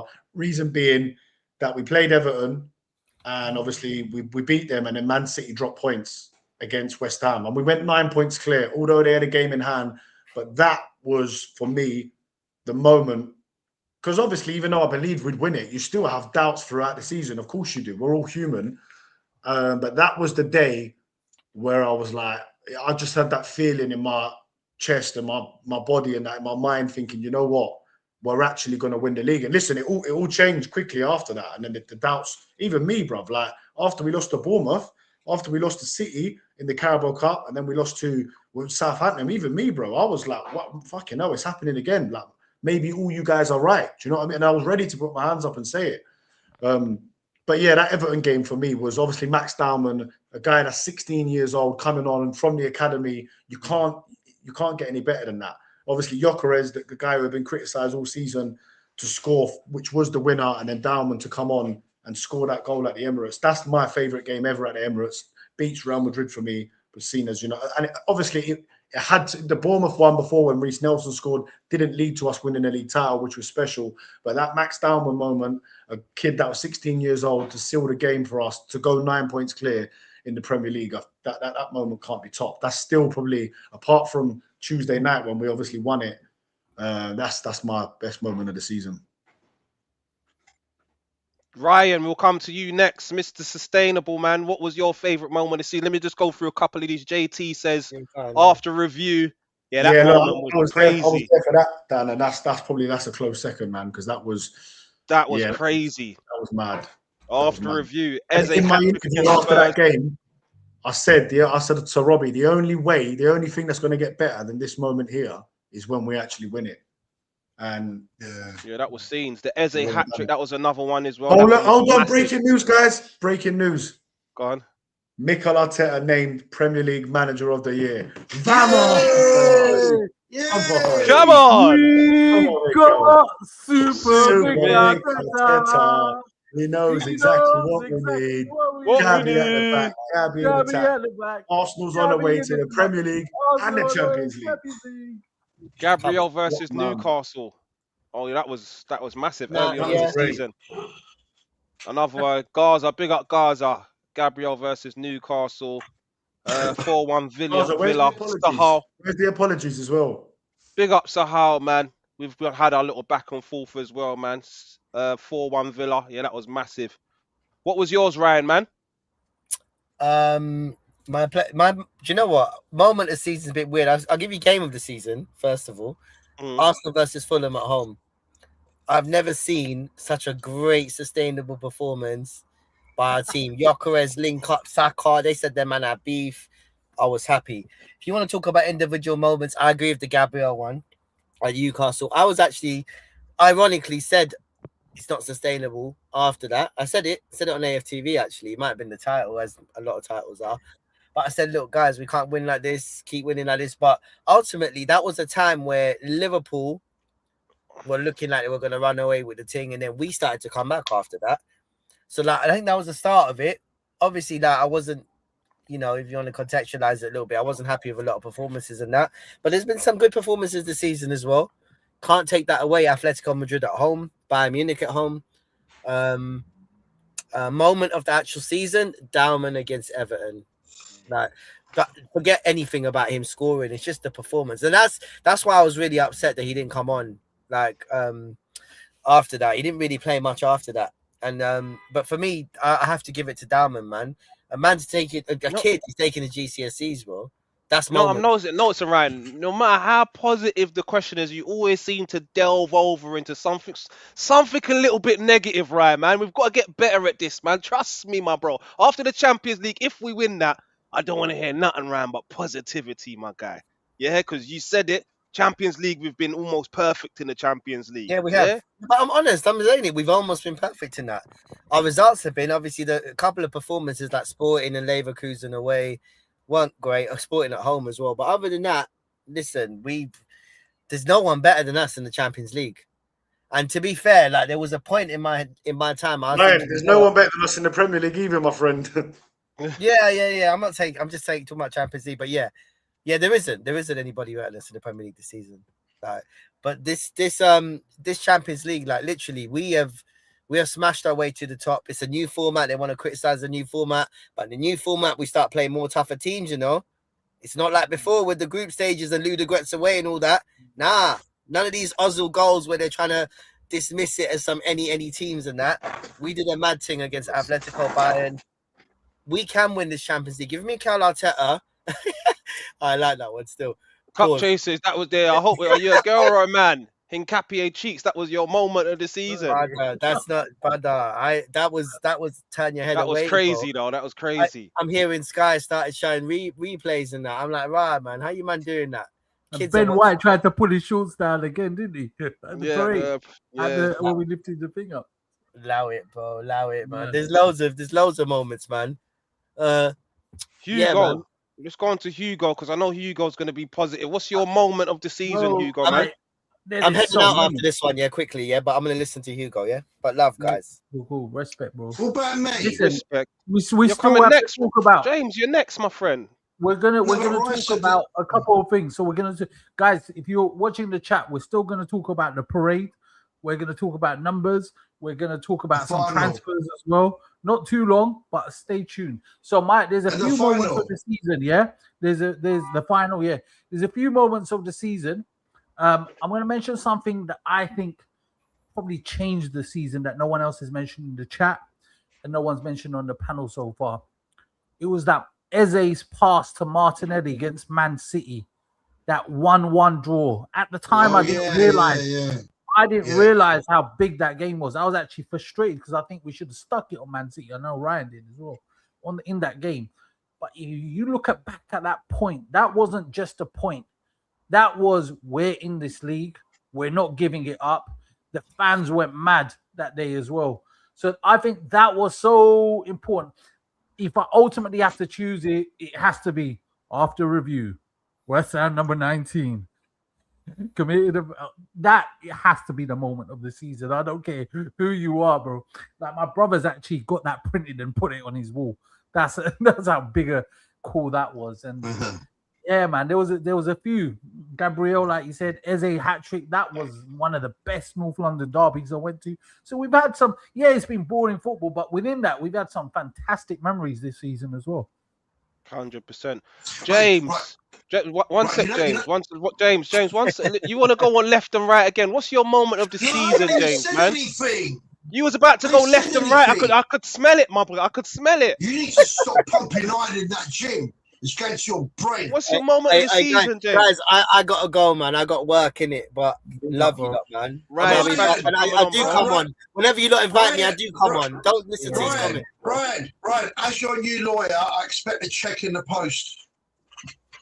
Brother, I'm broke. I thought we were. All right, I'll work for free. Ryan put all his money on Man City to win the league, mate. Right, next time that was you're your on thing. But I gotta go. Yeah, I gotta go. Love, right. Man. When you're next on EastEnders, I'll be your PA. Love, man. Appreciate it. I love Ryan. I'll be back if I can. Right, mine. Wait, guys. When was it that? See, look, James, you're doing it again. What's your moment of the season, James? I'm not as positive, Dan, because you're being horrible. Right, you know, Megalesh, wasn't there 2 or 3 games when he's? What was that last game when he scored the header? Was that in the league? From a corner? When's the last time Megalesh scored for us? I can't actually remember, Dan. Dan? Gabriel, when did he last score? It's been a while, Yeah. He's probably saving it for the Champions League final. No, but weren't Gabriel there games? scored. Yeah, Wasn't there games, Daniel? Daniel, wasn't there games that he scored and it won us the game? Oh, right. This is the game. Was. I can't actually remember this is the game. It's been a while. He was injured for a while, wasn't it, as well? This is the game where Megalesh, he did this saving tackle and he scored at the other end. But I don't know what game it was. Another one, but I do. You know when I think it might have been Aston Villa. You know. Do you remember? Yeah, he stopped it and he scored as well. The other one, do you remember Calafiore did that? He stopped the ball going in the goal. Look, hey, what a great point from Jamie. It's so memorable, James. You forgot. What? What did he say? Oh, It's so memorable. Don't You worry. forgot. I'm going to get your sister again. You wait, Jamie. I'm going to get your sister again. Don't try it. Right. Right. Listen. What was that game when California was on the floor and he put his feet up and stopped the goal? What game was that? Come on, what James. game He was put that? his feet up and stopped the goal. Come on, you got to. Come on, James. No. He was on the. You got to give me a bit more than that. He's on the floor and his feet. I remember it. It up. was incredible. Oh, it was against Everton. Yes, it And was also- against Everton. Yeah. And the other one, do you know Kai Havertz, when he scored that goal against Chelsea, was that to put us in the final? Hold on, lads. Players. Some fans will give up on you now, but most of us ain't giving up on you. We believe in each and every one of you. Listen, but credit to Mikel Arteta, proactive. You know, he done that against Man City, brung Eze on, and we got the point in the end, and we very nearly got a point today. Yeah. It's a sucker punch. But you look at it now, right? We've played Villa away, we've played Newcastle away, Chelsea away, Liverpool away. These are tough away games. We're having a sticky patch now, right now. Yet we're still 3 points clear at the top. Could be 2 points later, depending on what happens with City. I've got a message for Mikel Arteta and the rest of the Arsenal players. Some fans will give up on you now, but most of us ain't giving up on you. We believe in each and every one of you. So listen, thank God we got Wolves next. No disrespect to Wolves, because we need a bit of a breather. We go to Bruges. Please give Declan Rice a rest. The poor guy, he looked shattered today. I saw him look over to the bench when we were bringing Skelly or Martinelli on to see if he was his number going up. And he thought, oh no, I'm still going. And look, he was fantastic today. I thought in Capier, you know, he wasn't great at the first half, but I thought the second half he was fantastic. Yeah, I thought he was good as well. I was going to come out here and he was going to be my man of the match. Yeah, Cecil. I agree. Do you know, had we got that point. What a guy, man. I've got a message for Mikel Arteta and the rest of the Arsenal players. Some fans will give up on you now, but most of us. What a guy, Dan, man. Right, we're You know going to what I'm do a saying? comment That- section for the next Yeah. for the next What guy 30, knew 10 what he was minutes. talking about? Last one. One sec, James. Last One one. sec, James. When we That was after we played Aston Villa and lost 2-1, and I drove all the way to Birmingham, bro, 2.5 hours. Yeah. And lost in the last second. I'm going to go through Yeah. some of these comments. My son was in the comments like, do you read comments? James. Yeah, let us read some comments, man. I'm not 'cause- saying- guys, our next thing now is to get up to 3,000 subscribers. We've had people in here from Kenya today, people Texas, from LA. Texas. Big yourselves up, man. Thank you very much. And please do like and subscribe to the channel. Hit the like button because it helps. It helps with the algorithm and all of that, man. It's been a long season. This has been our first season doing it. Obviously, thank you to Hugo. Thanks to James, to any person who's come on the channel or anyone who watches. Just want to thank you guys. And please do Appreciate it, man. I just sent a link to Anton, so he might be coming on. But big up Aussie and Y2Q, man. Appreciate you tuning in. The elite double is coming as positive Dan predicted. An estimated 2 million is expected to come to parade if Arsenal lift the trophy. What's happened, Dan? On that did you comment, take that off? on that comment, wait. On that comment, again. Did you on just that take that 2 off? million. Where was it gone? Oh, The comment. oh, sorry, bro. I didn't. I thought you was talking, bro. I didn't know you was reading that I comment. got it. Yeah, no, I got it. There it is. On that comment, how many people do you reckon? I reckon it's gonna be over 2 million. Yeah, and you know what's mad? I was saying to my sister earlier because she was talking about coming because I'm saying when we was down there on Tuesday, all the roads was open. Remember, they're gonna block the road off for the bus to come through, so it's gonna be all crammed in on the left and the right hand sides, isn't it? Yeah. It's gonna be crazy down there. Get down there early. That's my only advice, man. Johnny 1790. I'm not gonna say, you know what I'm saying? Positive Dan should lead this platform for at least half a decade for that one. Cold, brother. Cold. Come on, man. Respect.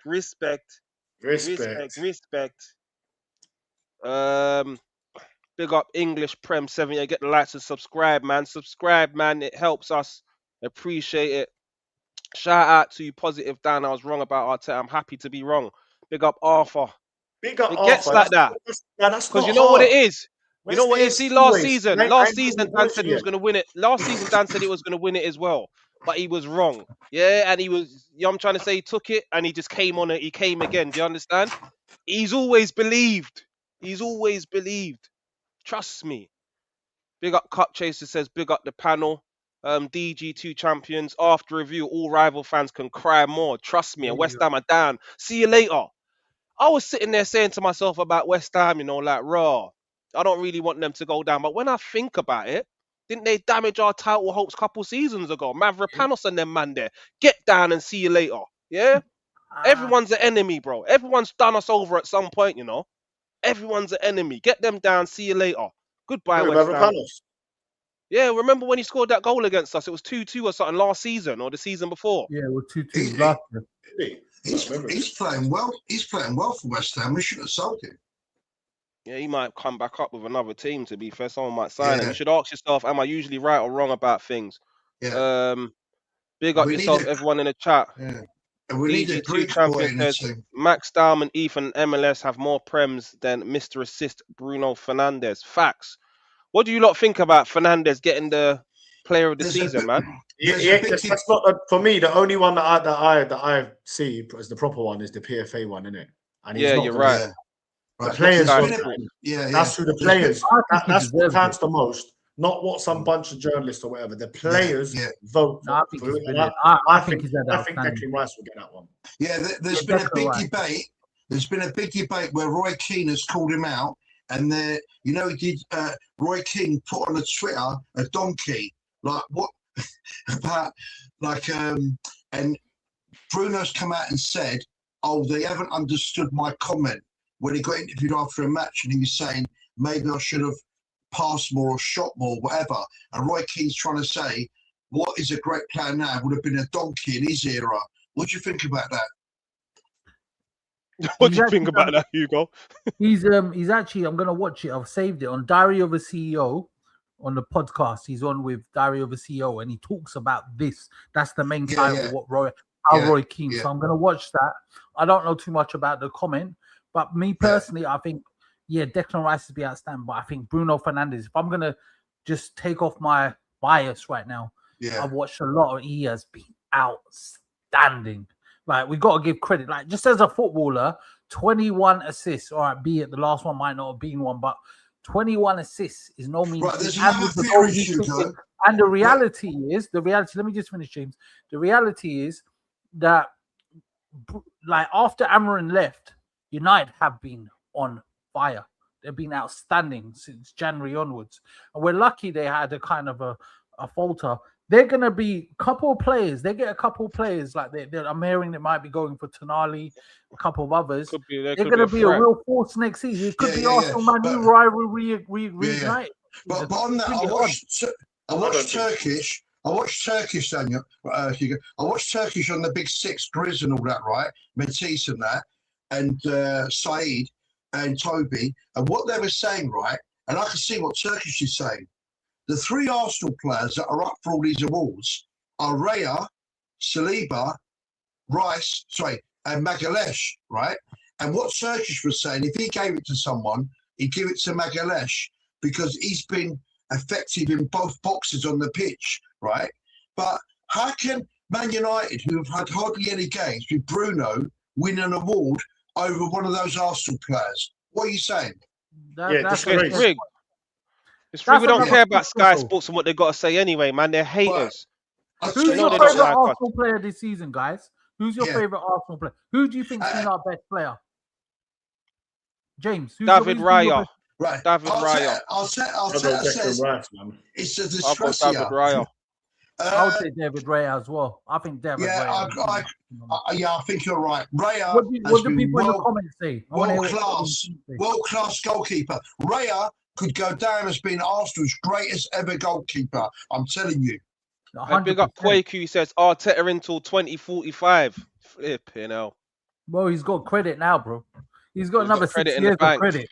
He's got 6 years. If he wins the Champions League, he's got 10 years of credit. Big up Guna 1984 says big up positive down every time, been holding it down all season against everyone. My guy, man.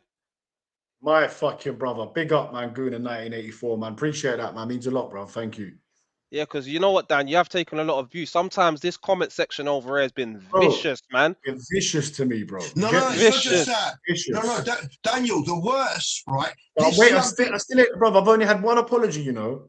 I've only had one in there. So big up. I can't remember. I think it was Arthur. This young Daniel.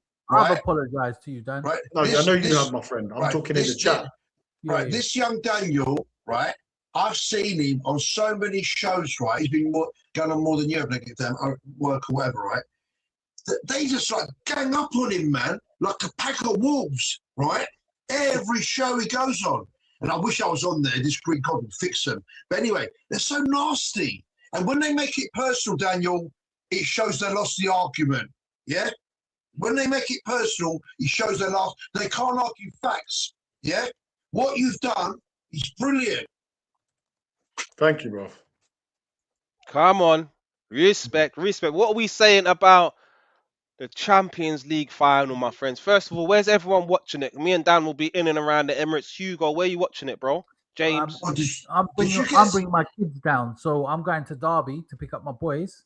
Yeah. I'm going to watch that because I'm going to take them to the parade. That's how I think. Bro, if I'm going all the way to Derby just to bring two little boys, 7 and 9 years old, to the parade, you know what I mean? That just shows. And I want them to be part of that parade, even if we lose the Champions League final. But where are you watching it, Hugo? Hugo, where are you watching it, Hugo? At home, bro. I'm going to watch it at home. Right. Okay.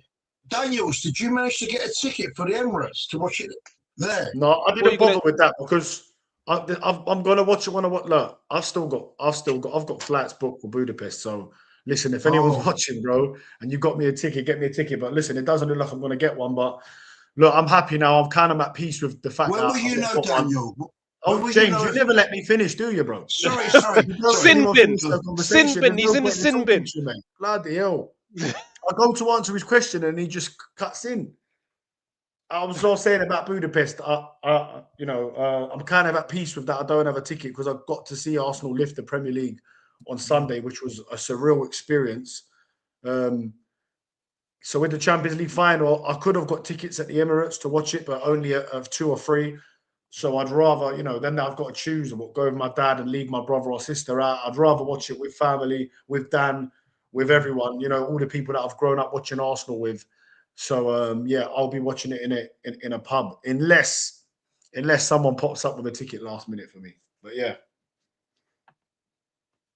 Should we let James out? Do you want me to let him out, Dan? Yeah, you didn't have to do that. I told him, so sweet, but yeah. I apologise, Daniel. It's all right, James. You ask me a question, I go to answer it, and you cut across. Right. Why are you repeating yourself? What's your name? Polly Parrot. Right, listen. Right, listen. It's one sec, James. Can we see your hair at the back? What's going on with your hair at the back? Turn to the left.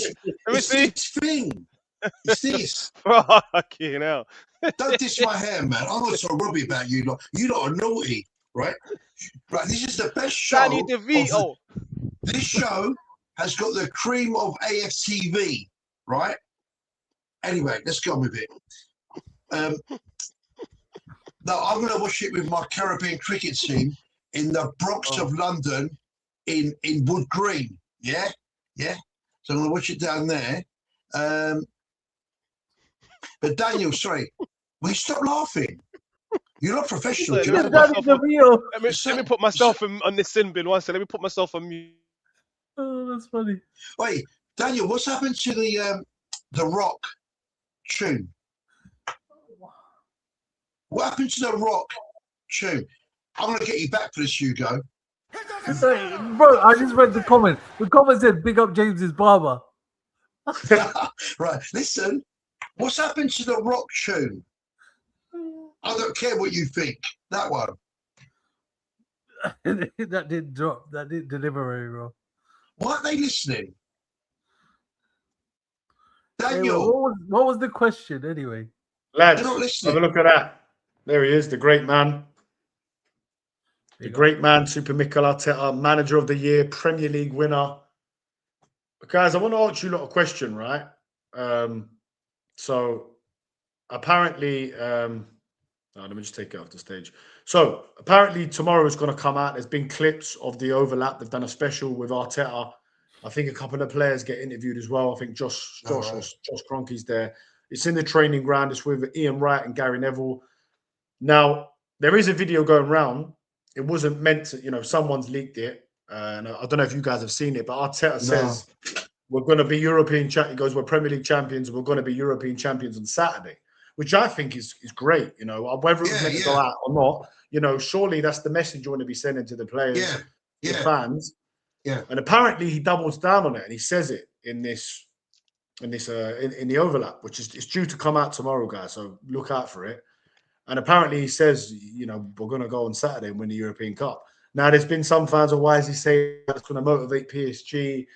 You know, it's being arrogant, or you shouldn't say that. You know, don't give PSG any motivation. Enrique can show that to the players or whatever. You know, and listen, I think it's a good thing. I think why not? You're confident now. You've won a Premier League title. I think go for it, man. What do you guys think? I agree. He's talking like a. Why do you keep laughing? No, JT. So JT, he said it at the party, which he got leaked, but apparently, I'm not sure how true it is because only little clips have come out. He doubles down and says it on the overlap, apparently. So yeah, but either way, he said it. He has said that we're going to go and win it. What do we think? I think he's talking like a proper Arsenal fan. When he was at Man City, even Pep Guardiola had to admit, right, that when they used to score them goals against Arsenal, he used to say. He would celebrate. You're evil. Oh my God. Wait, that's 3 Hollywood stars now. Denzel, Vin Diesel, and Danny DeVito. That is the worst picture ever. You wait when I speak to Robbie. You wait when I speak to Robbie tomorrow. You're all going to get the cane. You're all going to get into. You're all going to come into Robbie's office, and you're all going to get the cane. Oh my God. That's the best you can do. One's hiding, the other one's fucking rubbing his face, the other one's wetting himself. I've got to mute myself one second. You wait. Hey, James, the stage is yours, bro. It's yours. Go for it. It's what they do to Ty when they walk out. Yeah, Dan's just done the funniest thing when he get back up. Is that the funniest thing? I can hear you, Daniel. The guy that comes on it. And the question was, James, what do you think? Do you think it's positive that Mikel Arteta came out and saying that we're going to win the Champions League final? What's your thoughts? What do you think? What do you think? I think it's positive. Listen, if you don't think you're going to win, you might as well go home. So I think, listen, who am I to say anything that is bad? Right now, I've got everything wrong this season. Do you know what I mean? So he knows what he's doing. In a way, though, Hugo, right? He already said we were going to win the league, didn't he? He goes, I'm on fire. I can see something beautiful. So he's been consistent, isn't he? Yeah, and we played well. Like, I was watching the clips on Twitter, Arsenal versus PSG. Like, we had loads of opportunities, bro. Yeah, at least 4 or 5. We had a goal that was disallowed by Marino. And do you know when we played open goal? We should have really knocked them out last season. Yeah. When we last played PSG, we never had Gyökeres, we never had a striker, and didn't we have a central defender missing? I'm not sure. Dan will know. Dan. Didn't we have a central? Well, you pay attention and be professional. You get your Vin Diesel t-shirt on there, and then you just sit there laughing. Who was missing for us when we played PSG last? Look, they're doing it again. Look. Right, it's boring now. I made that joke about 6 podcasts ago. Showed your material. Anyway. Sorry, guy. What's the question? Right. He finished. Right. Okay. About, do we think it was a positive statement? Hugo thinks it is, and I think it is, and I think it's consistent with what Arteta said when he goes, I'm on fire, I can see something beautiful, proved his comment right, came into fruition, we won the league. So he's been consistent, and he probably believes in his team. And you know what? In this day and age of toxic social media, whatever you say is going to get slagged off. Yeah. The guy's saying, I believe in my team. Let's go and win it. That's his passion coming out. We're all like that. If I go and play Hugo at chess, I'm going to beat your Clark, Hugo. I'm going to beat you at chess. Hugo, no, I'm going to beat you, James. So he's shouting like a normal fan, isn't he? 100%. There's a comment I want to reply to, Dan. There's a comment. It says, no habits is a blessing. I actually really disagree. Because I was at the first PSG game, when it was at the group stage, and Havertz gave him absolutely nightmares, bro. it says no Havertz. I thought Havertz was, that game where we won. I think it was 2-0 or 2-1. Oh no, I think it was 2-0 in the group stage last year. Pacho was struggling. Marquinhos was struggling with him. He was linking up play so beautiful. We could have scored more goals in that game. That was the thing where Dembele was missing. But I think Havertz. One thing we can say about Havertz is he pops up, man, in big games. He's already got a goal in the Champions League final. Who is it that he scored against recently to get us over the line? What was that game again? Burnley. Popped up there. So Champions League final it's a big headache for Arteta, man. We're gonna go through lineups and that what you would go for, but he's fantastic, bro. The way he holds up, against PSG, bro. Like you need someone that can link it up, hold the ball up. Do you know what I mean? So are we saying that we're not gonna? He can't get into the midfield for the PSG. So are we saying it's either Gyökeres or Havertz? Let us know in the comments. Gyökeres or Havertz to start the Champions League final. I'll bring Gyökeres. Gyökeres is different. When he also on that as well, bro. PSG are quite a short team and they're poor from set pieces as well. So Havertz obviously offers that aerial threat as well. Daniel Hugo. I heard 2 weeks ago that Dembele's out. Is he back? Yeah, I think he's back. No, he's back. He's back. Playing mind game. Hakimi might be out though. I think Hakimi could be out. When did you hear that, Hugo? I read it yesterday that Hakimi is really struggling to make the final. What's his injury? I'll research that. I don't know. Just check it out. I can't remember what it was. I just read it. And they lost their last game, didn't they? Dan, who would you go for, Dan? Havertz or Gyökeres to start Champions League final, man? It's a really hard one for me right now. I can't even give you an answer right now. Can't hear you, Dan. He's muted himself. You're on mute, Dan. Take him out of the sin bin, James. Why have you muted him, James? Because I don't like his best. It does. Yeah, it's a tough one because look, like you said, Dan, Havertz pops up with big goals.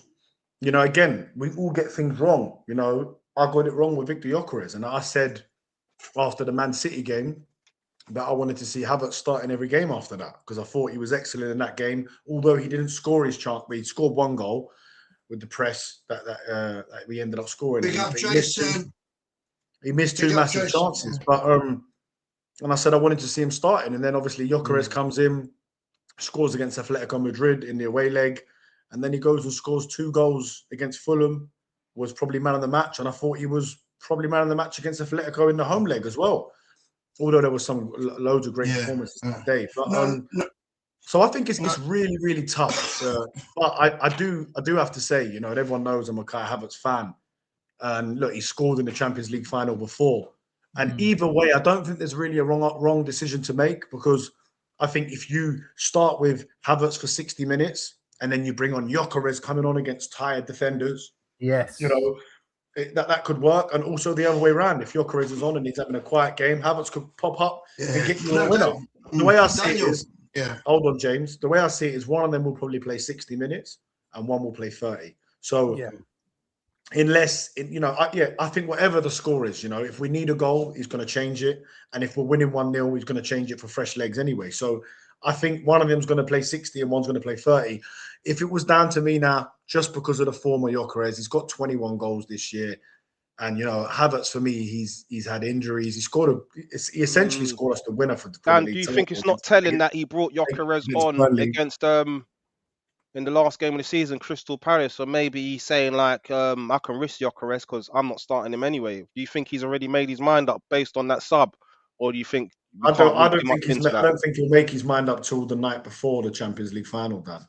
Honestly, if you see Arteta's interviews and that, he said about the Lewis Skelly one, he said he did it. He thought about 1,000 different scenarios and all these different people, and he said in the end he just went with his heart and his gut. You know what I mean? He went with Lewis Skelly, and that's another decision that it's very hard. It's the big decision for Mikel Arteta to make now. But like me and Dan, you were speaking about it on the phone earlier. And you just said, look, whoever he chooses, you're backing him now. That's it. He's a Premier League winner. Whoever he does back, I think, whoever he does choose, we have to back him. But for me, I would go with Victor Gyökeres probably now. Wow. Yeah. That's a turn up for the book stand, that is. You saying that? Yeah. Kai for me. For me. No, You'll start Kai.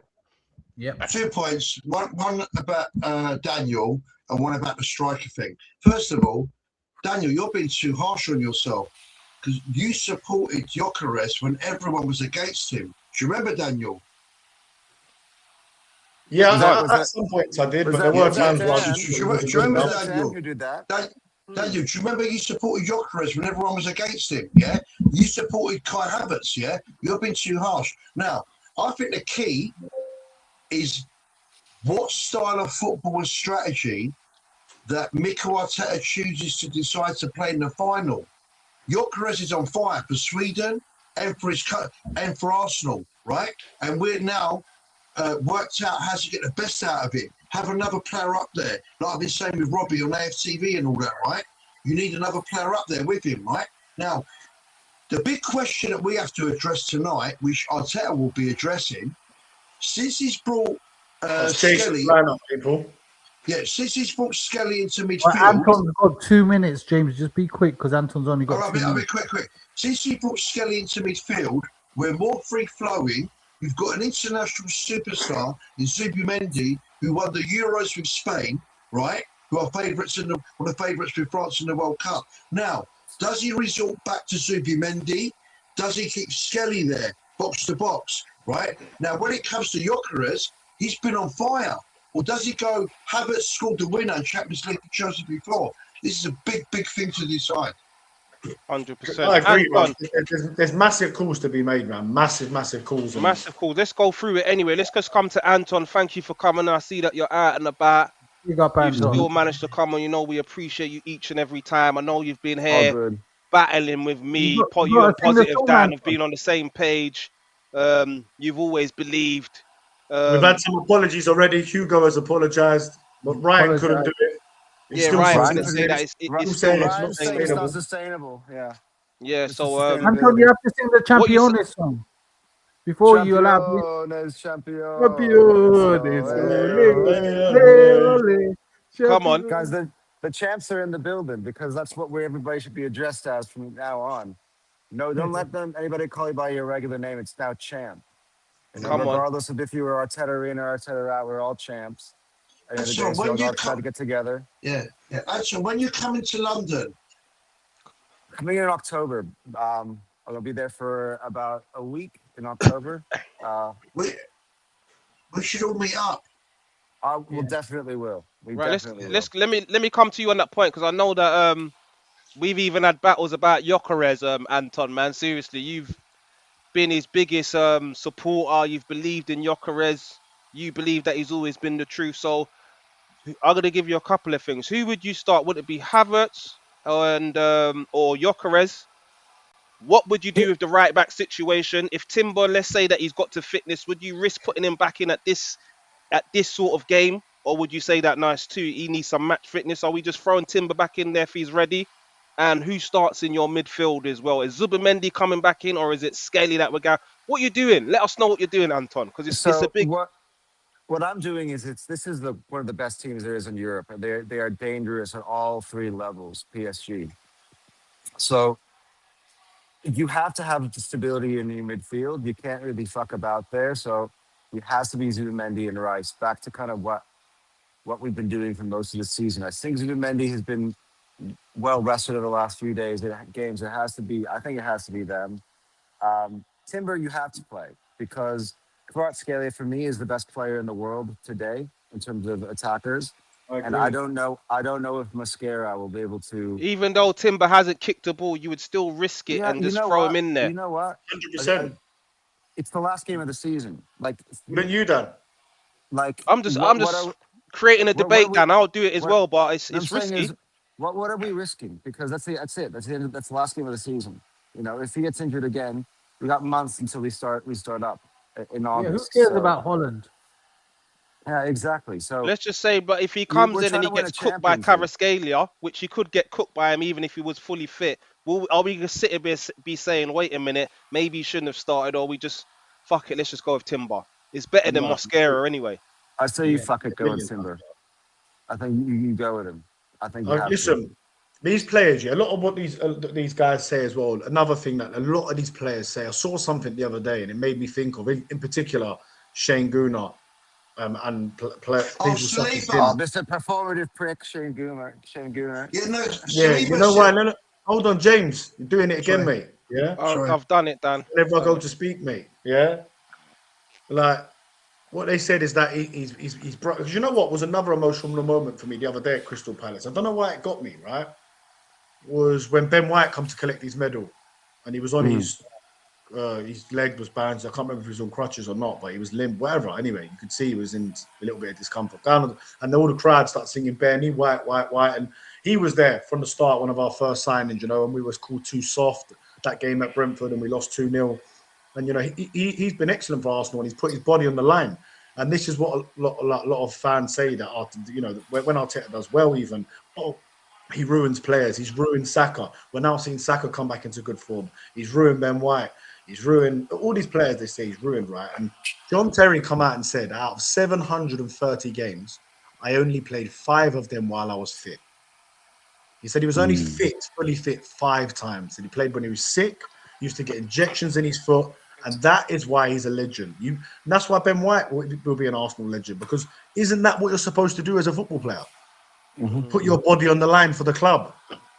Isn't that what you're supposed to do? You're being paid £100,000, £200,000 a week. You've got fans that can't even afford a ticket, scrimping and saving to come and go and watch them play. Isn't that the least you should be doing, is going out there to play, even if you are carrying an injury? Surely that's what you're meant to do, right? And this is what them Arsenal players have done for Mikel Arteta. You know, some players, they won't do it for another manager.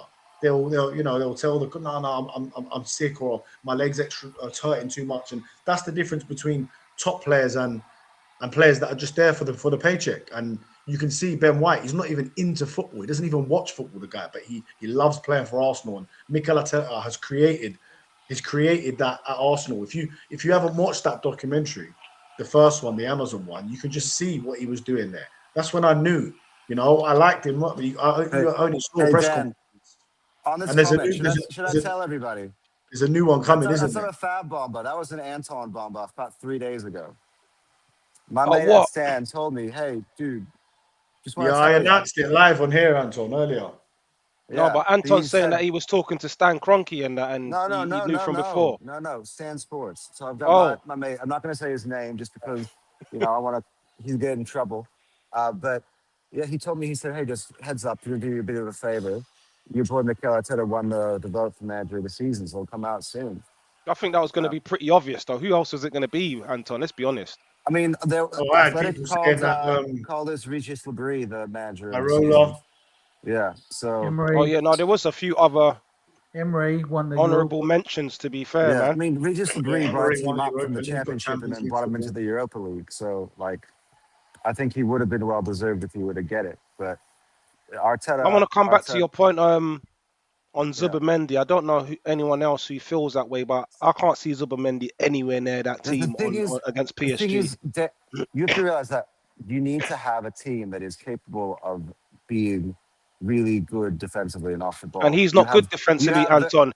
It's been proven he's not good defensively, Anton. He lets the game pass him by. He's not physical enough. He doesn't control games. Skelly's recoveries are brilliant, man. Come on, man. Anton.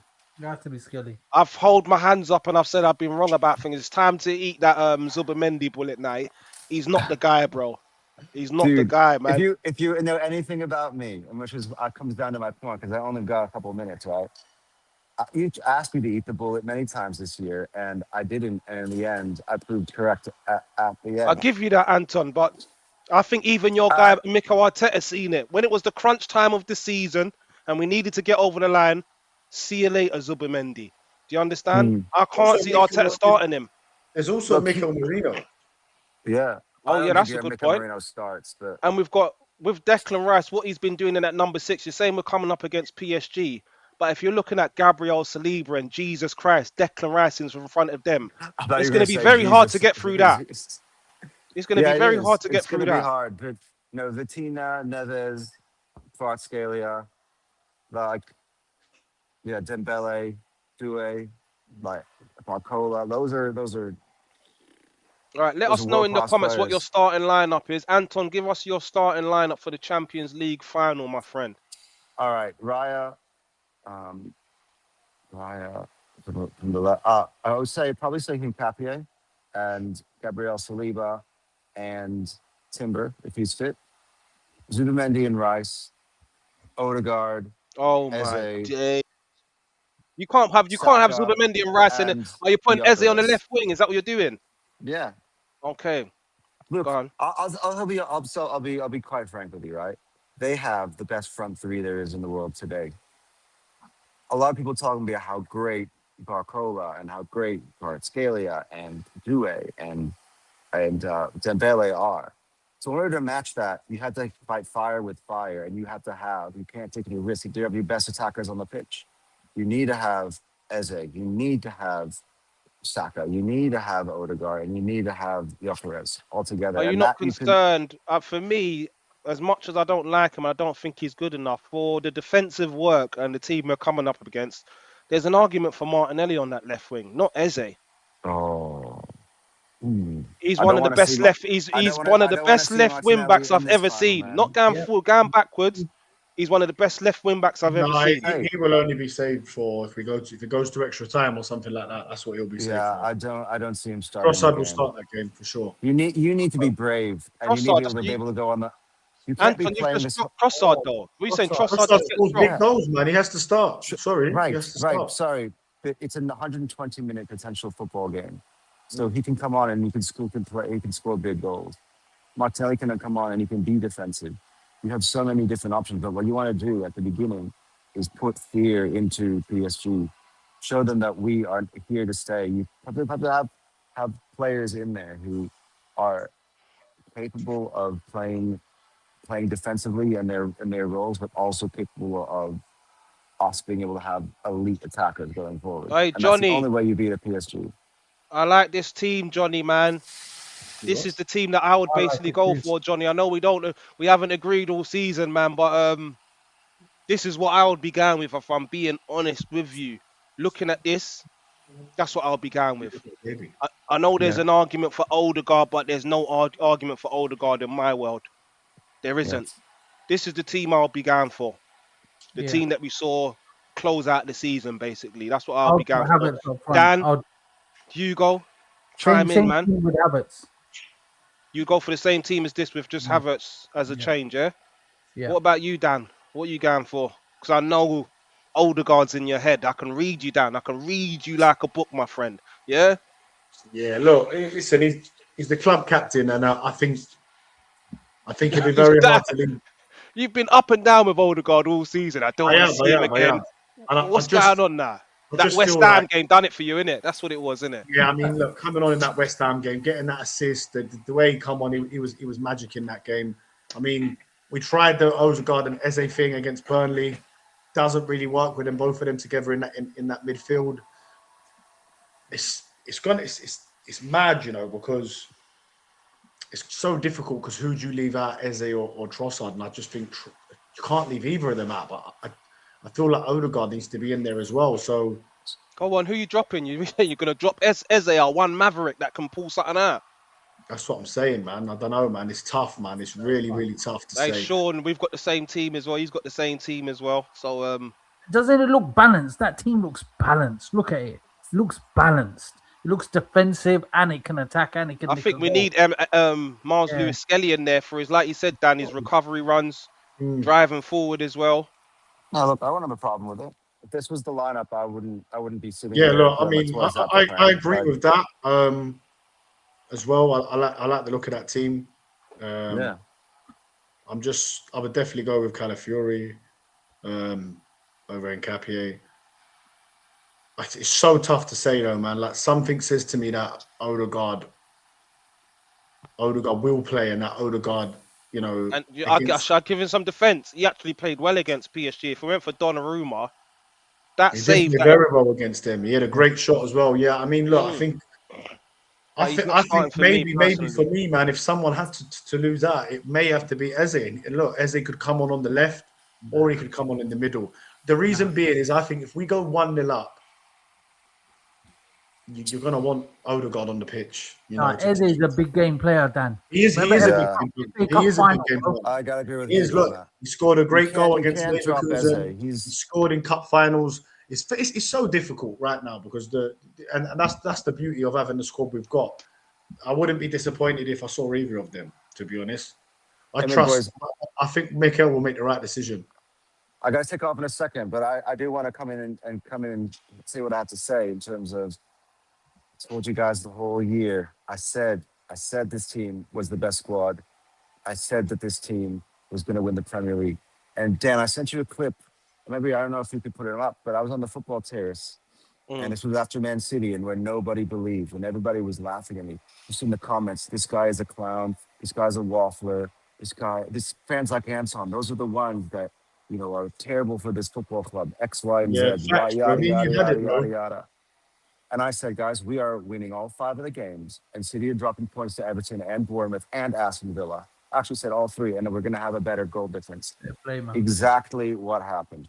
Fair play to you, Anton. So not only have we won the Premier League, you've turned out to be a guru at that as well. You're the guru, Anton. You and Dan are the gurus. Yeah. I appreciate that. Meg. And look, I'll give it to you guys. I know that you guys have been through so much hurt over the years, right? And so therefore, I'm not going to say to you guys that you guys had no reason to believe what you believe because they didn't show you enough to believe, But I know that next season, moving forward, you guys are all going to be like, hey, he showed me something. I know this guy can get over the line. We can do it again, And listen, you see, Anton, on that, see that going down to the Emirates next season, it's going to be different, man, because there was a bit of a divide going down there. Do you understand? And there was just something inside my heart where I couldn't believe, man. I just didn't believe. I'm here watching the game. I'm enjoying it, but I'm saying, is this going to just be fruitless again? End of the season. It's gonna be different going down there next season, man. It's gonna be beauty. That's what it's gonna be. I see beauty, fire. Trust me. But that's a very good comment. What you just guys said. Next season, that anxiety that even if we get a header, win 1-0, even if it's a poor performance, no one's actually gonna care because people are gonna go back to this season and say, "Look, we won it like that last season. These games happen. Doesn't matter." Do you know what I mean? I will take it like that anxiety. Next year, I think I can enjoy the football. When I'm at the Emirates next season, I feel like you guys can probably relate to this. We can enjoy it. We can watch games scrape through. It doesn't matter. We can enjoy it. I didn't really enjoy it this season because I had that anxiety the whole season. It's going to happen again. It's going to happen again. It's going to happen. And it nearly did happen. But look, that's why Sunday was so good because obviously we thought it was going to go to the last day. And I was picturing myself going to that game. Like, I don't know how I would have coped with that. The West Ham game was enough for me. Bro. Dude, City lost. That's the greatest part. There was nothing. We won by 7 points. Yeah, but look, I mean, it would have been totally different context on that game. City would have put out a different team. We would have put out a different team. It would have been totally different, right? It's what the league was done then, isn't it? So it's kind of irrelevant them last 2 games. But going that day out at Crystal Palace, meeting up with everyone as champions. Enjoyable. Going into that away pub, singing. People were in and out, going to get drinks, coming back. No, brother, I missed one of the goals. Who cares? You know what I mean? No one cared. We was all there to see that moment when it lifted the Premier League. But it was just a carefree day. It's a day of celebration, as opposed to sitting there nervous for 90 minutes and who knows what might have or might not have happened. It was it was truly something special. And listen, hopefully, listen, whether we do it or not, we've got a parade on Sunday morning to celebrate the Premier League. I like the way you said that. Get down there early. What time are we getting down there, Dan? Because I gotta go. You've got to be there early, bro. Early doors to get a seat, bro. 12 o'clock or something. I think even that's a bit late. I'll be honest with you. I know. We're talking about getting there at 10 in the morning. I'll be honest, early doors. That's what my mate's doing. Binns is doing that, innit? So I might tell him just get us a spot, innit, bro? Like. Yeah. What time are they actually going by? I think it starts at 2 when they start driving. Oh, the parade you're talking about, or the game? Yeah. The parade. Are we talking about the parade? Yeah, you was talking about the game, Dan. I thought you meant the game. Yeah, no, the parade is, bro, that's fucking, it's going to be manic, innit, man? Like you're taking your kids, but your kids are older than mine, Hugo. So yeah.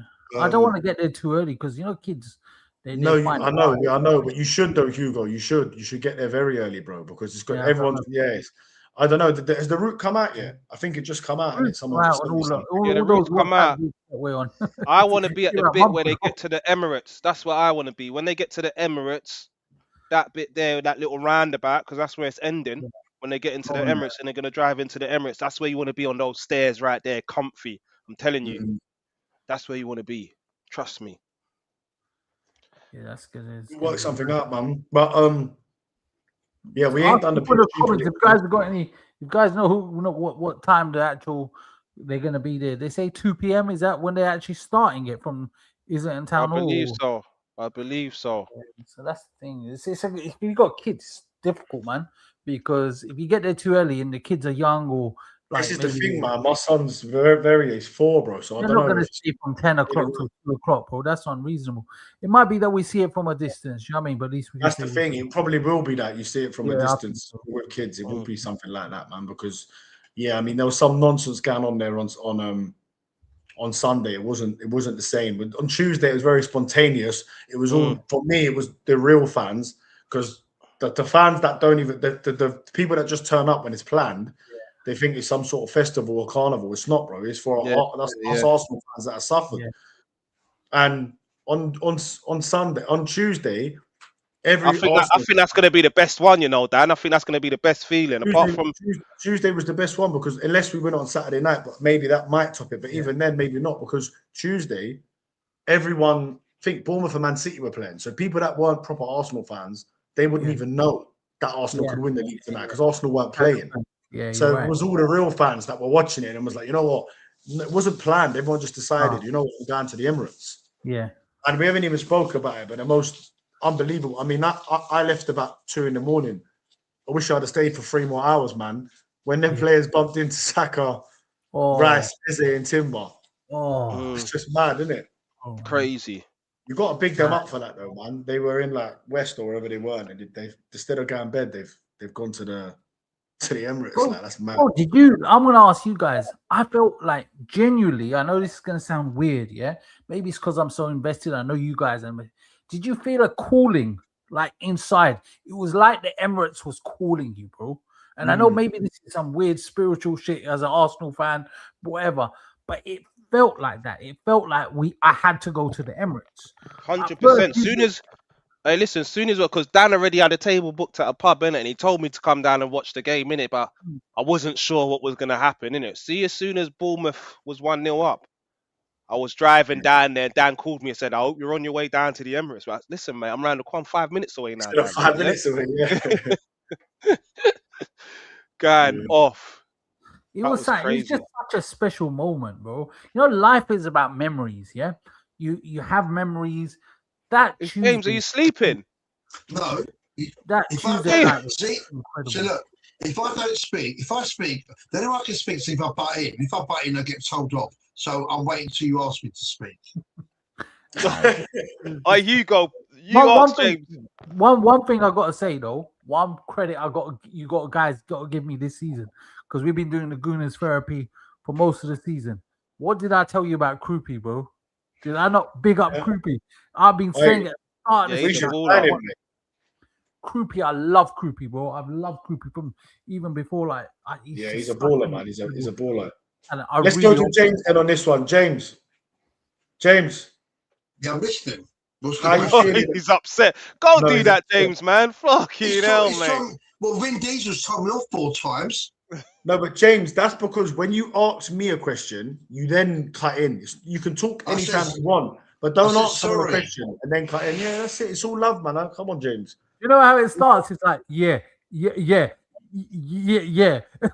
just know he's just gonna say something. But James, we like your spontaneity, but just like this. I like this James. I like this James though. Yeah, don't try and suck up to me, you mere mortals. Right? You're like a pack of Rottweilers, yeah? Know your master is. Know your master is me. James, talk to me, bro, about Saturday night. You supported Arsenal longer than all of us, you know. Right. Can I give my team that everyone else has done? Yes, you can. You've seen it all. The floor is yours. Talk to us. You dumped me for your new boyfriend, Anton, right? Anyway, right. Before you do your team, just tell us. That's what I mean. Before you do your team, James, you've seen one Champions League final 2006. You supported Arsenal for probably about 50 years, whatever it is. Yeah, I mean, how does it feel to first be in a Champions League final, and then second, how would it feel? How would it compare to other things Arsenal done whilst you've watched Arsenal? You know, winning the league, winning an FA Cup doubles, things like that. To complete a double of the two biggest trophies in club football, if Arsenal were to do that this Saturday, I mean, how special would it be? What would it mean to you? I think the greatness and the impact, not just for me, it's because, like Robbie and all the others have said as well, it's because basically we've never won. We won the Cupman's Cup and the Fairs Cup before that, but we've never won the European Cup, which is effectively the old name of the Champions League. We've never won it. And it's like all those years, I know the reasons why we didn't win it. It's not about individuals. I've been explaining this on XCB, like, since I've been doing it for about a year and a half. Is that we've been fighting against all these conglomerates. I said to Robbie, right, all these conglomerates with the biggest money. Arsene Wenger would have won a lot more trophies, would have won European trophies. Arteta would have won more if they had the money of the other clubs, yeah? And when we went from 1971 to 1989, 18 years to win the league title, that was a long time, yeah? We've now waited 22 years. Did Liverpool think when they dominated football for 15 years, they would then not win the league for 30 years? Did we think when we had an invincible team, we would then go 22 years? But one of the major reasons is because Arsene Wenger was not backed. Three managers that never got backed and couldn't build on their super teams: Klopp, Wenger, and Pochettino. They never got backed, right? People don't mention this. Also, I'll try and be nice about City, yeah? But had you not had this machine, Arteta, and this is before it got the 1 billion, right? Arteta would have won 3 league titles. No one says the truth. All they do is hate on him. Listen, James. I don't know. You're talking a lot of facts, James, innit? But we've gone left, we've gone right, we've gone down the alley again, we've jumped over a wall. The police are chasing us now. Oh, we're talking about the Champions League, man. Okay. I think that it would be magnificent. The fact that if we win it in the same year that we won the league, only 2 other clubs. I think it's 3. United and City are the only other teams to ever do it. The only 2 have done it. But I think in this day and age, even though we've got trillionaire owners, in this day and age, to do it against all the money of City and everyone else, it'd be amazing. But I think, and another big thing is this is only the start. I can't see us falling off. We've got so much young talent, stars. Then we've got what I call the young cubs. But I think we need to beef up the team, right? Like Alex Ferguson in 1 year, he got rid of Paulitz, Kanchelskis, and Mark Hughes to stay at the top. But James, what do you think about this Saturday, my friend? We're talking about this Saturday, not next year or the year after, my friend. This Saturday, how are you feeling about it? Do you think we're going to do it? I think we're going to do it, but I don't know.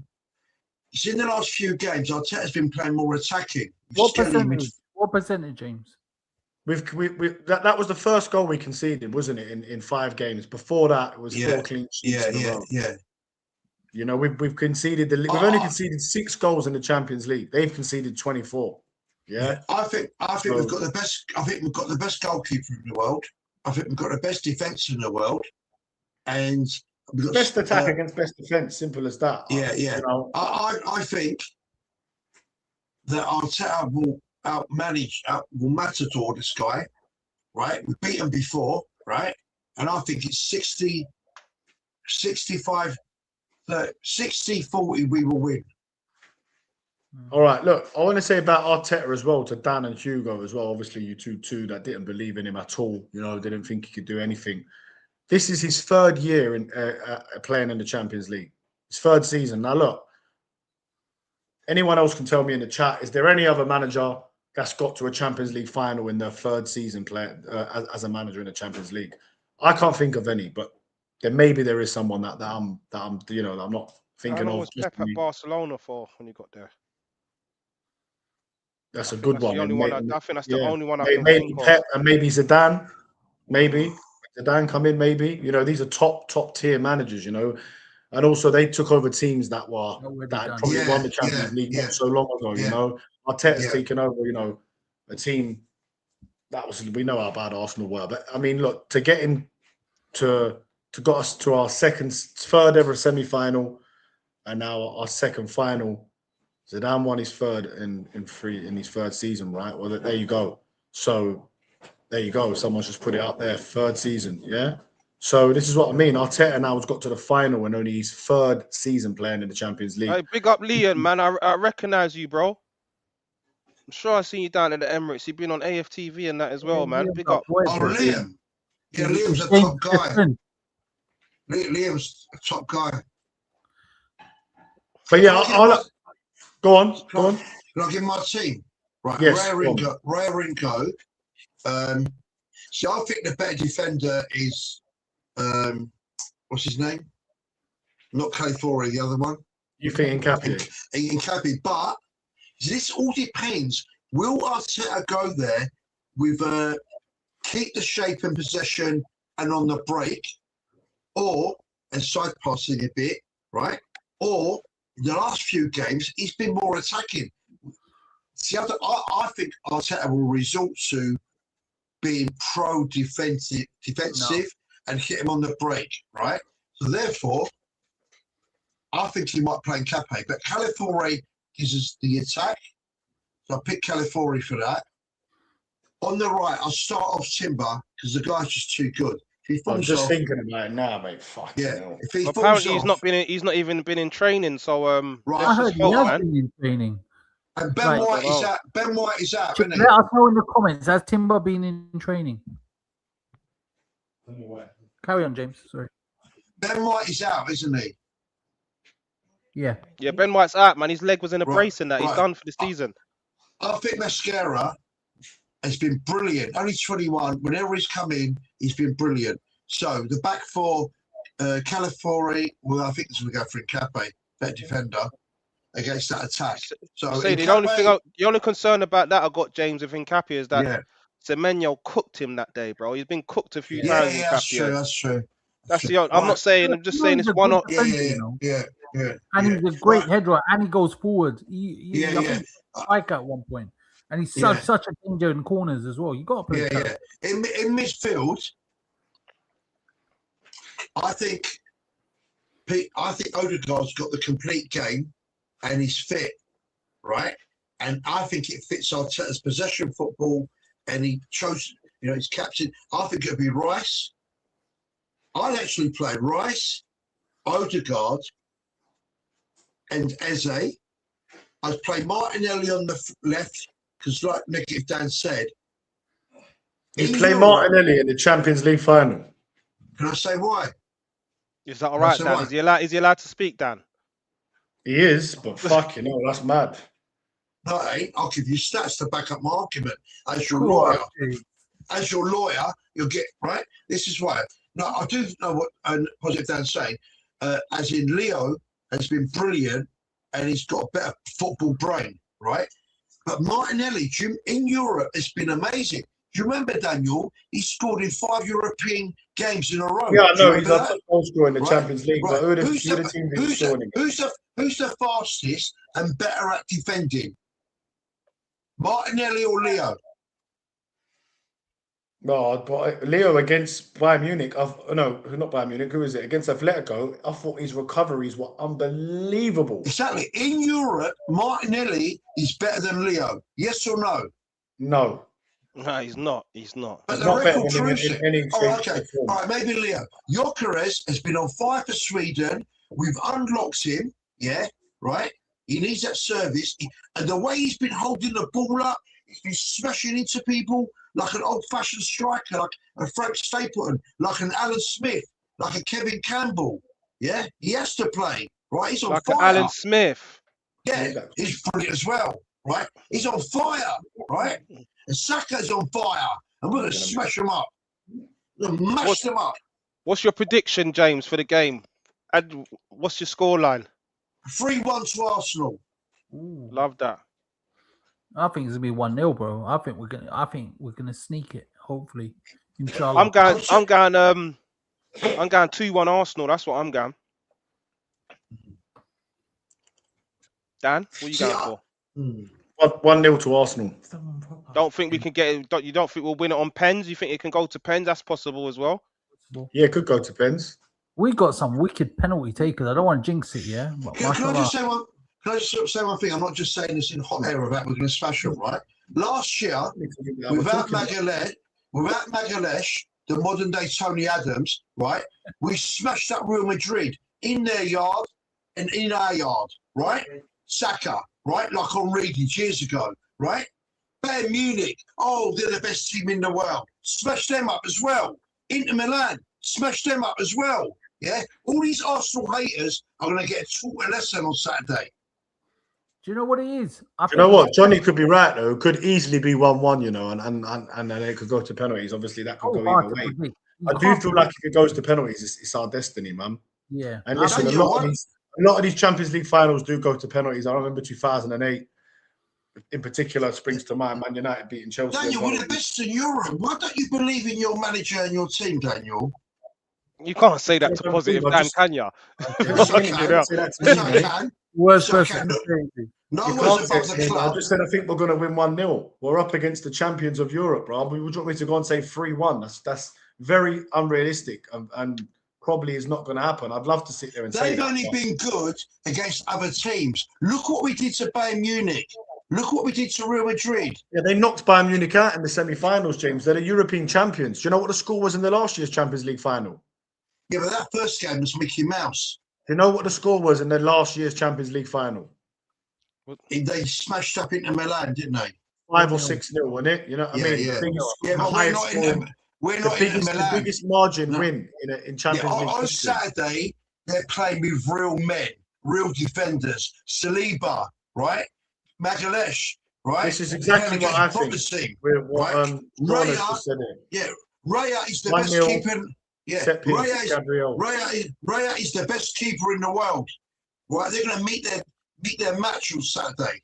I think the other thing is that, you know, the games that we played, positive Dan, you were away last time, yeah? Or mentioned this earlier. You know that first game, you know, before it got to the quarterfinals, when Havertz was playing, absolutely ripped them when we won. I think it was 2-0. Dembele wasn't playing that game. So we had that psychological victory over them. Then at home, Mourinho's goal was disallowed in the semi-final. At Parc des Princes, we were far better team. If Saka scored that open goal, if Saka had scored, I reckon we would have gone on and won that. And I think we would have gone on and smashed Inter. We would have won. You're right, because what my dad said to me, he rang me as soon as that Champions League final was done between Inter and PSG, and said, "Fucking hell, man, we should have made this final because we would have slaughtered these lot as well." Yeah. They were an agent. Now they beat Barcelona. I'll never know. They were an agent team, and they were lucky to be there. Really, well, look, you're not like you make your own luck in it. They knocked out Barcelona. They've done well to get there, but they met. Can I ask a question of the panel? Have you all heard Mourinho is back? Do you think he will play any part in the final? Yes. Yes, if we need him to, then yes. I think Arteta, it all depends. If we go 1-0 up, he'll keep that team on for as long as he can. He'll keep that shape. He won't want to ruin anything. He'll want to keep it as it is. And only then, when he sees players getting tired, will he start changing things. And I don't think he'd change it too drastically. I just think if PSG score first, we're in big, big trouble. Because to have to score 2 goals without them scoring, we're in big trouble. Because if they score first and we then have to attack at some point, because even if they score early, first 10 minutes, Arteta still won't go on attack and say, try and get one back. He'll leave it till 70, and then at one point you'll have to go for it. And then the danger is they get you on the counter or whatever might happen. But I think us scoring first, if we score first, we have a massive, massive chance to win that game. If we can score first with our defense, frustrate the life out of PSG, ideally you'd want to score as late as possible and then just hold on to it, because you think you could bring on, you could have your back 4 already. Let's say Timber does start. say you got Timber, Saliba, Gabriel, and Calafiori. You could then bring on Mascara and Nkapia. You've then got 6 defenders on the pitch. You know, you've got Rice who then tucks in, becomes 7. Then Zubimendi comes on. You could just have a whole wall like that. You know, come and break us down if you can, if you want this Champions League. It's going to be interesting. Guys, remember at the start of the season, I told you I had a dream. I'm not going to go into it. I'm not going to tell you the scoreline. I told you guys privately. But one thing, I said we're going to be in the Champions League final with PSG. You remember that? Yeah. I'm not going to say it because I jinx it. Sometimes, you know, in our religion, we don't talk about dreams until it happens. Yeah. If it happens, bro, I'm going Mecca, bro. Got another question for the panel. With Saka, he's not 100% fit. He's been coming back on form, playing very well. Now, if we have to take him off at some point, half time or early in the second half, does Arteta bring on Noni or Dalman? That's going to be Madueke, ain't it, James? And I don't think I think Saka, he's eased him back in, and I think he plays the whole game. Saka, he's not coming off, not unless he gets injured, of course. Right. And Madueke, I think Madueke will come on because as much as he's had his biggest critics, he does cause problems. As much as he ain't got an end product, he might win you a penalty. He might do something. He's unpredictable. I think Timber does. By the way, James, I think Timber does start. I think that. I think so. We got Sahal, you know, this is what I always say to the United fans as well. And someone just put in here when Madrid drew 1-1 with Atletico and it went to penalties. That was also Sergio Ramos set piece that scored the last set. Chelsea won the Champions League set piece. Didier Drogba. You know, people weren't complaining then, were they? Yeah. It's a massive part of the game. And as you said earlier, Dan, PSG are a bit of a smaller side. And the reason why we didn't go through to the final last year and we lost Donnarumma. It's one man, and he ain't there now. And that keeper to me looks shaky. And some of the tactics that Enrique does are if Arteta was doing it, he'd be getting grilled. He was doing it against Munich, kicking the ball out of play by purpose, getting the ball to getting the keeper to kick it out of play. So then the other player, the opposition player, Bayern Munich at the time, would have to have a throw on, and then they'd squeeze up on them and win the ball back. And it's actually how they scored one of their goals. And that's a tactic that we're going to have to look out for. Again, as good as all the great footballers, they have got dark arts as well. Enrique has been around the block. You know, he's won the Champions League with 2 different teams. This could be his 3rd Champions League. We're up against a European heavyweight here in PSG. And PSG and Arsenal, for me now, will be the 2 teams. We're going to be like the Real Madrid. Real Madrid and Barcelona. I could see us being in the final with them again next year. Really good. I think they're one of the 2 best teams in Europe. Yeah. Can I just ask everyone to give their midfield again? What positive, Dan? Who are your 3 midfielders? Then negative, Dan. Then Hugo. I would go Odegaard, Skelly, and Rice. I think I would go. Your 3rd one?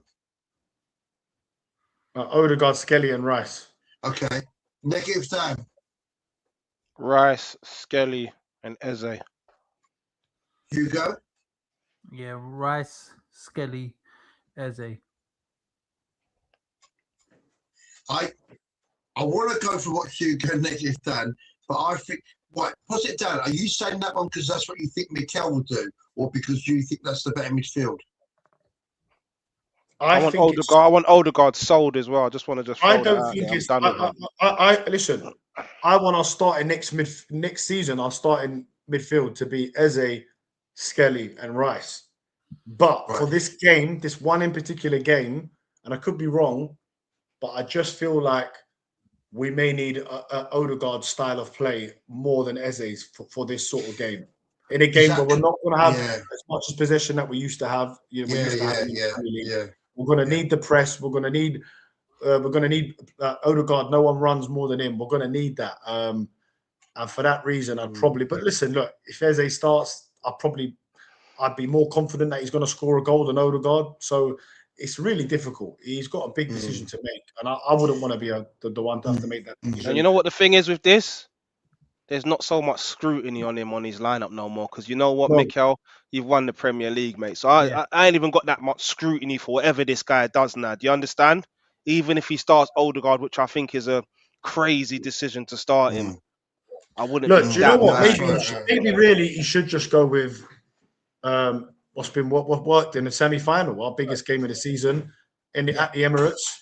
It was Skelly, Rice, and Eze, and it worked perfectly, and we won the game. And they all put a shift in as well. I know Odegaard came on. The thing is, we're talking about who should start, but really and truly, there's going to be 5 players that can come on for the last half an hour or even half time if we change it. Quality players, Dan. Quality. Come players. on, Dan. Look what, like you said, Odegaard came on against West Ham, changed the game, like you said. Listen, I'm 50-50 on it, Dan. I don't know, man, because I want Eze to be on that pitch as well. And then I want Kossov to be on the pitch as well. So We've got game changers that can come on. Like, let's just say Havertz starts. Gilchrist could change the game. Exactly. Odegaard could come to change the game, or Eze could change the game. That's what you've got to think of. Who's going to have more of an impact coming on, you know? And it's exciting. Can I give So you I the think reason? our bench is actually better. Do you understand? All right, they've got Barcola.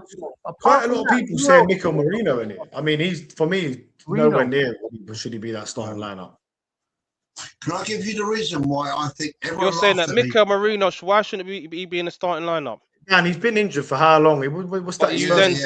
But you then say start Timber, who hasn't even touched the grass, but Yeah, Marino's but listen, touched the grass. Timber or 21-year-old Mosquera, and now it's either Marino or Odegaard, the captain, or No, I hear what you're saying, but Skelly. Do you know what I mean? Why would Marino start when he ain't played all season against let's other just say, midfielders? all right, let's just say this: if he's not fit and he's not available, Even if he was fully fit, I wouldn't be starting Mikel Marino. Like, No, I'm saying if Timber is Come not on. fit and he's not going to be in the team, are we just going with Mosquera? Is there another option that we can do? Someone has just said he thinks he might start Zubimendi right back. Oh no way.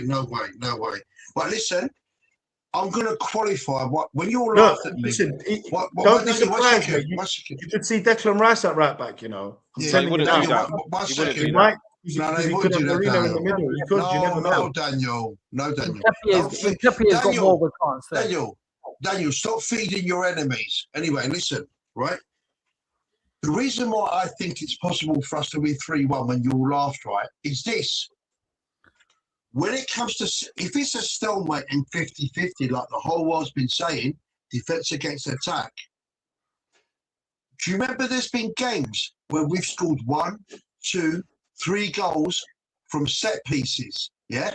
I can see us scoring 3 goals from set pieces, right? Those 3 kicks that Declan Rice got against Real Madrid, do you remember that? Yeah? I called him the Shane Warne of football with Robbie, right? He could curl the ball, right? If Saka and Declan Rice was noted at one time this season as being the best delivery of a cross, if Declan Rice and Saka are on point with their crosses, Gyökeres, Havertz, Magalhaes are going to get that ball in that net. And that is a weapon of destruction. Wicked. Guys, I'm going to shoot, yeah? Because Look, we're going to come to a close now anyway as well. But I want to say listen, everyone who's watching, there's still 66 in there. If you can all, let's see how many likes we're on now before we go, man. Hugo, there's no one going to comment on what I just said. You know what it is? No, My we battery agree on that my we- laptop is low.